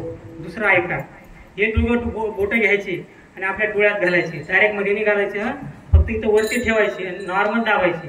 समोरची वस्तू तुम्हाला लपकताना दिसली तर ठीक, नाही दिसली तर समजायचं आपण काही आठवड्यात मरणार आहोत. तुम्ही म्हणणार महाराज आठवडा जाऊ द्या, दिवस जाऊ द्या, सेकंदाचं सांगा. ऐका मग सेकंदाचं ऐका. हा हे आता कोणी करू नका. हा एखाद्याला अटकील माझं नाव लागेल. हे कोणी करू नका, घरी जाऊन करा. हा बघा, हे दोघं डोळ्याने काय करायचं? आपल्या नाकाच्या शेंड्याकडे पाहायचं. नाकाच्या शेंड्याकडे पाहायचं. नाक जर सरळ दिसलं तर ठीक, वाकडं दिसलं तर समजायचं आपण काही सेकंदात जाणार आहोत. ऐका, की म्हातारीला आता दवाखान्यात नेलं. दवाखान्यात डॉक्टरांनी सांगितलं 1-2-3 दिवस जगणार आहे. ऐका, हिला घरी घेऊन जा. तुमच्या नातलाकांना बोलवून म्हातारीला भेटू द्या. घरी सुनबाई आहेत का तुमच्या? पोरं म्हणलं हा ना, आमचे लग्न झाले. मग तुमच्या सुनबाईंना घरी जाऊन सांगा म्हातारी 2-3 दिवसात मरणार आहे. काही शिव्या द्यायचे राहिले असते तर पटकन देऊन द्यावं नावं. कळलं त्याला धन्यवाद, ज्याला नाही कळलं त्याला धन्यवाद.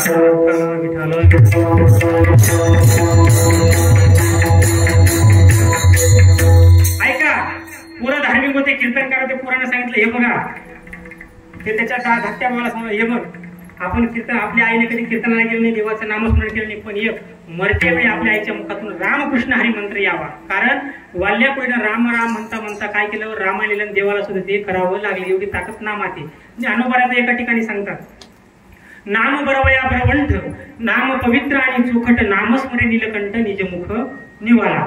शेवटी धाकट्या पुराण सांगितलं हे बघ, आपल्या मामाच्या मुलाचं नाव रामभाऊ, आपल्या मामाच्या मुलाचं नाव रामभाऊ आहे. आपण त्याला बोलू आणि आपल्या आईला विचारू हे कोण आहे? आई काय म्हणेल? रामभाऊ आहे. मुखात काय नाव येईल? राम येईल. पण ऐका, देवाला किती न मानणारी होती. ऐका, ते पोराला बोलवलं, रामभाऊला बोलवलं, म्हातारीला बसवलं. धाकटे म्हणून लागले आई ओळखला का कोण आहे? म्हातारी म्हणजे माझ्या फुटले का? मला काही कळत नाही का? पोरग मला त्याचं नाव सांगणार. म्हातारी म्हणले मला सगळं कळतं, मला माहिती आहे कोण आहे. अगं त्याचं नाव सांगणार. की आई म्हणू लागला शांभाऊचं पोरग आहे, पण रामभाऊ म्हणत नव्हती महाराज. एवढी देवाला न मानणारी होती. शेवटी धाकट्या पोराला राग येत होता. ते धाकटं पोरग माझ्यासारखं होतं. मी सुद्धा आमच्या घरामध्ये धाकटा आहे महाराज.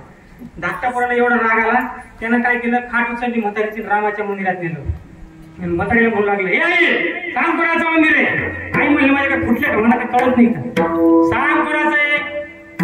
ती मला दशरथाच्या पोराचे, पण रामाचं म्हणत नव्हतं. काय करावं? या म्हातारीला किती दिवस जिवंत ठेवावं? मेली ना महाराज म्हातारी. मेल्याच्या नंतर आता बघा दृष्टांत पूर्ण सांगितलं गेला पाहिजे, नाही तर पाप घडत. बरोबर आहे का नाही बाबा? सांगू का नको? हा ऐका, तुम्हाला 8 वेळेस मी 11 वाजता सुनणार आहे. ऐका, म्हातारी मेली. म्हातारी मेल्याच्या नंतर धाकट्या पोरानं सांगितलं बघ, आईनं जर देवाचं नाव घेतलं नाही, पण आईची आस्त्या जर आपण काशीला नेल्या तर आई काय होईल? मोक्षाला जाईल. धाकट्या पोरानं काय केलं? आईच्या आस्त्या घेतल्या आणि त्या याच्यात नाही घेतल्या, मडक्यात नाही घेतल्या. का तर आई देवाला मारत. त्यानं 2 ताले डब्यामध्ये आस्त्या घेतल्या आणि निघाला काशीला महाराज. रेल्वेमध्ये बसलं. रेल्वेमध्ये बसल्यानंतर त्याने बस पकडली. बरोबर आहे ना? आज म्हणतो बस स्टँडवर काय राह, बस स्टँडवर बस राहा, रेल्वे स्टेशनवर काय राह, रेल्वे बसला तो. आणि रेल्वे निघाली, एका स्टेशनवर थांबले. तिथं पुकाऱ्या झालं काही तांत्रिक अडचणीमुळे रेल्वे इथं थांबणार आहे, उद्या सकाळी जाणार. ते खाली उतरलं. त्याने स्टेशन पाहिलं. स्टेशन पाहिल्याबरोबर त्याला कळलं आपला इथे एक मित्र आता मित्र राहिल्यावर त्याने फोन लावला, आणि मी इथं आटकले, काय करतो म्हणजे आपल्या घरी आजच्या दिवशी इथं थांब आणि सकाळी तू रेल्वेने निघून जाय काशीला. तो तिथे गेला, रात्रभर थांबला, जेवण वगैरे केलं. त्याच्या मित्रांनी सांगितलं चल आपण बाहेरून फिरून येऊ. आता देवाला न मानणारी माणसं सांगते, देवाला म्हातारी मानत नव्हती. ऐका, देवाला मानत नव्हती म्हातारी, पण ऐका लक्ष देऊन, ते दोघं बाहेर फिरायला गेले. आता या मायमुळे शांत बसता का, तिनं ती बॅग पाहिली. आता बॅग पाहिल्यानंतर तिनं ती बॅग काढली. महाराज बॅगीत काय होतं, आस्त्या होत्या. कशात होत्या, 2 तारी डब्या. तिनं तो डबा उघडला आणि तिला राग आला. मेल्यानं खाल्लं तर खाल्लं, हडकं घरी येऊन आला.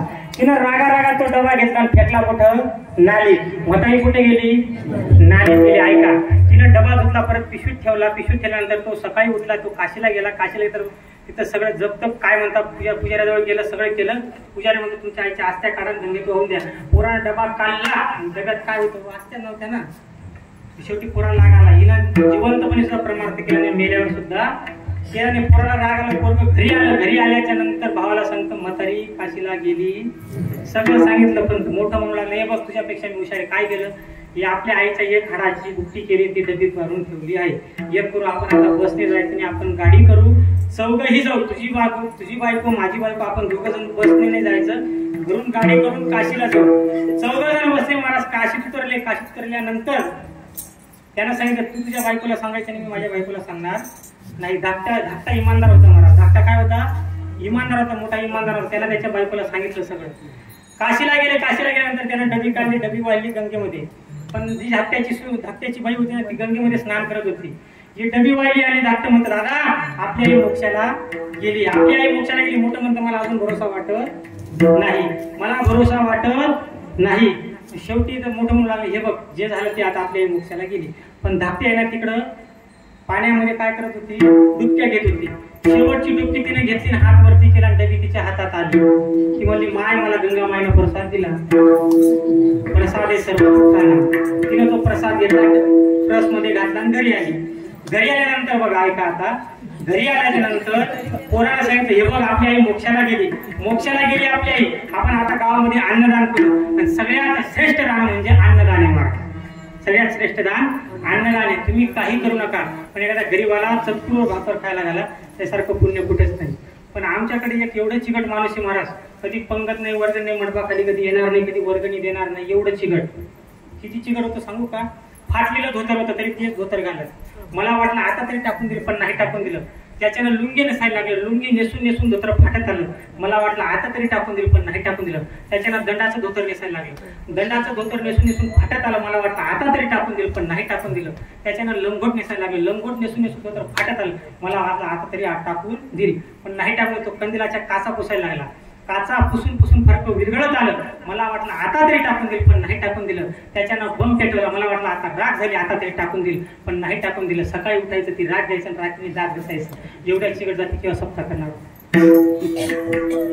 पण माझी माऊली एवढी चिकट होती. रुपया नाही त्या जगाला 9000 ज्योतिषयांची ज्ञानेश्वरी दिली महाराज. त्याला म्हणायचं दान म्हणायचं महाराज. ऐका, त्यानं काय केली, डबी त्या मायमाने घरी आणली. पोरं म्हणले दान करू आपण. गावातल्या सगळ्या लोकांना बोलवलं, पंक्ती वगैरे बसवल्या. आणि एक मायमावली तिच्याकडे आली धाकटीकडं. मायचा नवरा चांगला तुला काशी दाखवली, माय नवऱ्याने माझ्या लग्नाला 5 वर्ष, अजून मला पंढरपूर दाखवलं नाही. ती म्हणले माय नवऱ्याने मला काशी दाखवली, पण मला गंगा मायनं प्रसाद सुद्धा दिला. पण मोठी होती ती ऐकत होती. मोठीने ती डबी पाहिली महाराज, भर पंक्तीमध्ये गेली. नवऱ्याला सांगू लागले, अहो काय झालं, पंक्ती बंद करा. ती म्हणले काय झालं, म्हातारी घरात आली.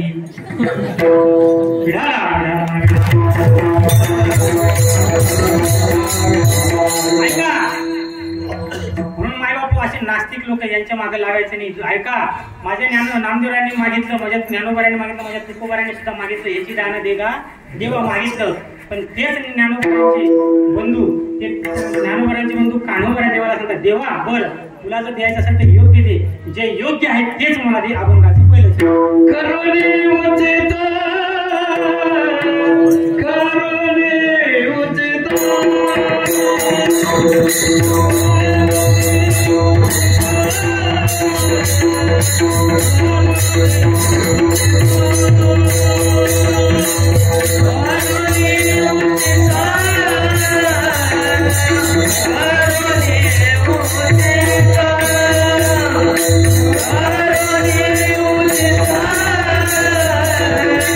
Hare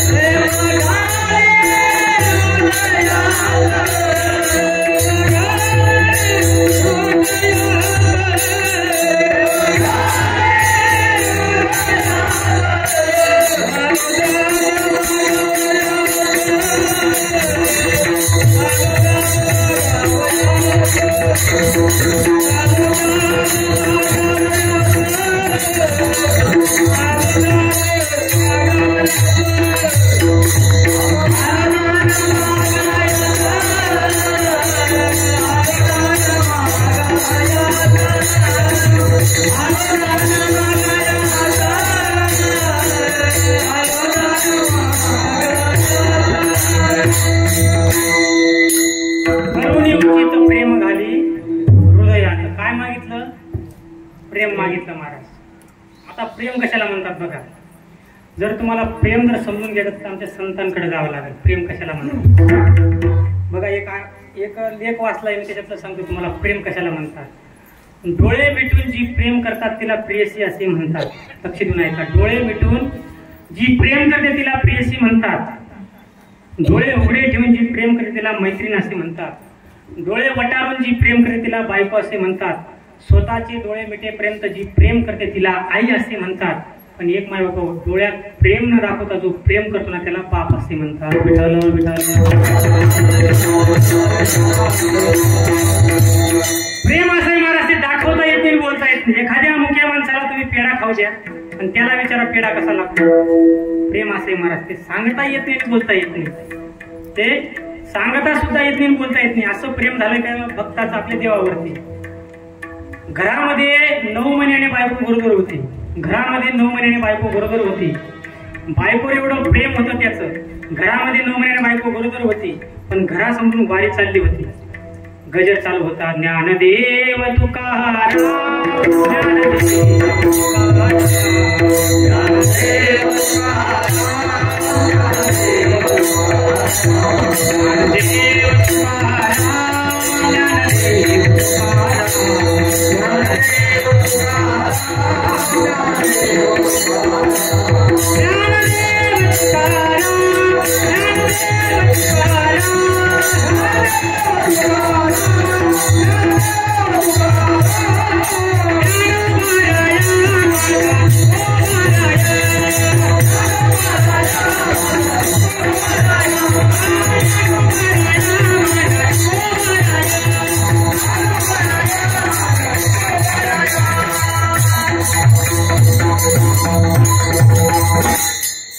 असा गजर चालू होता दारासमोर. त्यानं आपल्या बायकोकडे पाहिलं. बायकोला सांगून, हे बघ फक्त माऊलीचं दर्शन घेऊन परत मी घरामध्ये येतो. बायकोने सांगितलं, हे बघा 9 महिने माझ्या पोटात बाळ आहे. तुम्ही माझा सांभाळ केला. माझ्यावर किती प्रेम करता मला माहिती. फक्त लवकर जा आणि लवकर या. वारीमध्ये गेला, ज्ञानोबारायांचं दर्शन घेतलं आणि असा वारीमध्ये महाराज तल्लीन झाला. गायनाची उडी आपुल्या छंदे नाचू लागला, गाऊ लागला. नाचता नाचता घराची आठवण पडली. थेट त्यानं पंढरपूर गाठलं महाराज. पंढरपूर गाठलं. पंढरपूर गाठल्यानंतर आता बायकोला घरामध्ये कळायचं आहे महाराज. या मायमाऊलीला कळत ते काय असतं. 9 महिन्याने बायको गरोदर आहे घरामध्ये. तिला कळा लागतंय. आता मला सांगा, तिचं 9 वर्ष प्रेम राहिलं असेल का? राहिलं असेल का? प्रेम संपलं महाराज तिचं. हे प्रेम टिकत नाही. नवऱ्या बायकोचं प्रेम जास्त दिवस टिकत नाही. एका मुलाचं लग्न झाल्यानंतर त्या पोराने सांगितलं, त्याच्या बायकोने सांगितलं, का हो लग्नाच्या अगोदर एवढं प्रेम होतं माझ्यावर, एवढं प्रेम होतं. ती म्हणले, का? म्हणले काय झालं? अहो लग्नाच्या अगोदर तुम्ही मला कुठं कुठं फिरवलं. लग्नाला 4 दिवस झाले. तुम्ही मला पुण्याला काय, गणपतीपुळेला काय, मुंबईला काय फिरवलं. आणि लग्नाला 4 दिवस झाले सगळं बंदच केलं. काय म्हणू लागलं तिला? तिनं काय सांगितलं? लग्नाला 4 दिवस झाले सगळं बंदच केलं. तू तिला काय म्हणू लागला? अगं एकदा निवडून आल्यावर प्रचार करायला कोणी जावं होतं का? काय सांगितलं? निवडून आल्यावर प्रचार करायला कोणी जातं का? म्हणून हे प्रेम टिकत नाही महाराज. अहो तो पंढरपुरामध्ये पोचला आणि पंढरपुरामध्ये पोचल्यानंतर भगवंताच्या भक्तीमध्ये तो तल्लीन झाला. इकडे बायकोला कळायचंय. रुक्मिणी मातेने सांगितलं, देवा काय तुमच्या भक्तांमध्ये तुमचं एवढं प्रेम आहे हो. ते बायको घरामध्ये गरोदर आहे तरी सुद्धा त्याचं लक्षात नाही. त्यावेळेस देवाला सांगितलं, हे बघ आता तूच जायला. मग तिथं रुक्मिणी माते म्हणले, मी जाणार नाही, हे तुम्हीच करा, मला जायचं नाही. शेवटी देवानं काय केलं भक्तासाठी? साधावया भक्ती काज नाही लाज घरी. ऐका, देवानं महाराज पितांबर सोडलं आणि रुक्मिणी मातेचं लुगडं नेसलं, म्हणजे साडी नेसला. आणि ज्या मायमाऊलीला कळायत होते ना तिच्या दाराजवळ गेला. जो त्याचा भक्त होता ना पंढरपुरात पोचला, त्याचं नाव होतं चोखोबार. त्या चोखोबारांच्या दाराजवळ गेला आणि म्हणू लागला, काय वैरी उघडा दार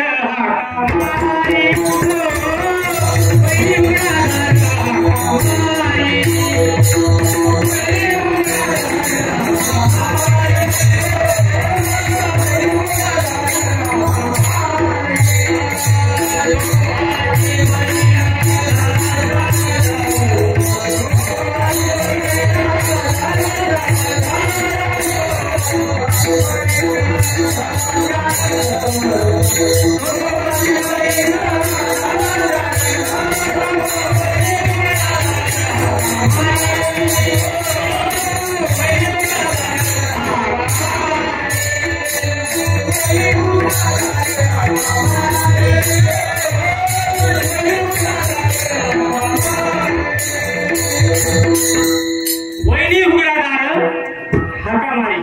तिचं बाळपण कोणी केलं महाराज? देवाने केलं. काय केलं? माझ्या चोकोबऱ्यांचं जेवढं देवावर काय होतं महाराज? प्रेम होतं. हे संसारातलं प्रेम जास्त दिवस टिकत नाही. आता मला सांगा, तुम्ही एवढं एक सांगतो मी तिथं थांबतो. ऐका, आता हे गायन करायला येतात बरोबर, हे महाराज वाजायला येतात पकवास, मी कीर्तन करायला आलो. तुमचं आमच्यावर प्रेम आहे म्हणून आम्हाला बोलवता की नाही? बरोबर ना बाबा? यांच्यावर तुमचं प्रेम आहे, माझ्यावर प्रेम आहे, त्यामुळे आम्हाला तुम्ही बोलवता. मग मला असं सांगा, माझा एक प्रश्न आहे, तुमचं आमच्यावर प्रेम आहे का आमच्या गुणांवर प्रेम आहे? कशावर आहे? या बाळाचा पकवास ऐकून त्याच्या गुणांवर तुमचं प्रेम आहे, माझं कीर्तन ऐकून माझ्या गुणांवर प्रेम, म्हणून आम्हाला बोलवता. मग आमच्यावर प्रेम नाही का तुमचं? ऐकले बघ, आपल्यावर प्रेम नाही. हे प्रेम नश्वर आहे महाराज. कोणी आईवर करा, वडिलावर करा, मुलावर करा, कोणावरही करा, इथल्या इथं हे प्रेम टिकणार आहे. प्रेम फक्त कुठं टिकतं? फक्त देवाजवळ टिकतं महाराज. तेच प्रेम माझ्या कान्होबाऱ्याने देवाजवळ मागितलं, पण देवा प्रेम मागितलं पण मी तुझ्या दारात कशा करता आलोय? अभंगाचं दुसरं.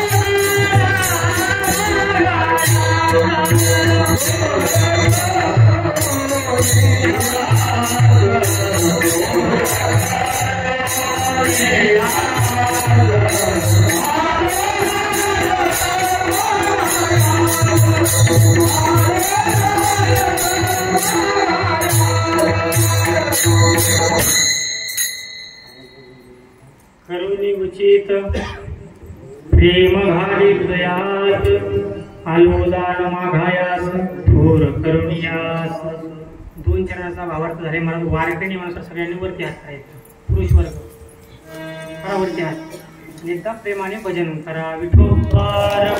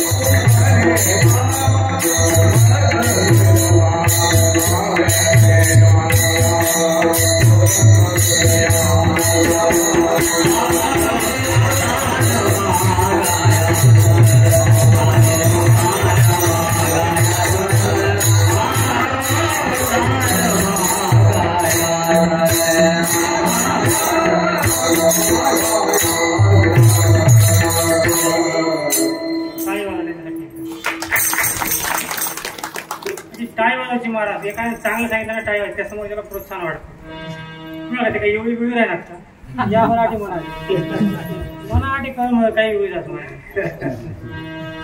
आता म्हणून सांगतो तुम्हाला पुढच्या वर्षी काय करायचं गायनाच्या प्रमाण दिलं काय वाजवायची काही माणसाला आनंद होतो याने चांगलं वाजलं काय करायचं टाळी वाजवायची कीर्तन काय करायचं चांगला शब्द सांगितलं काय करायचं वाजवा टाळ्या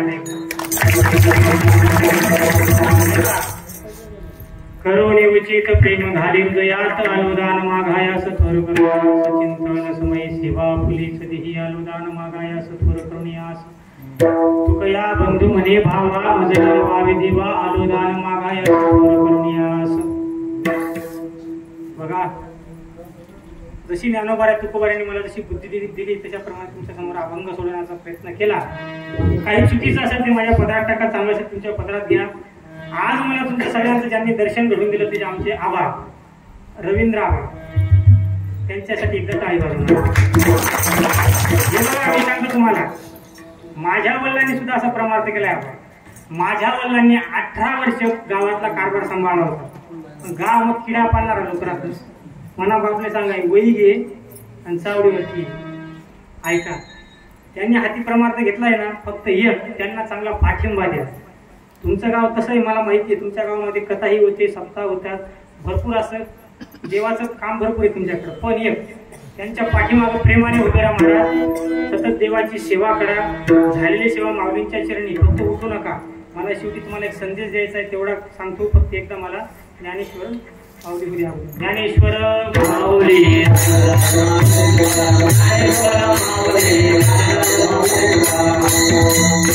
ऐका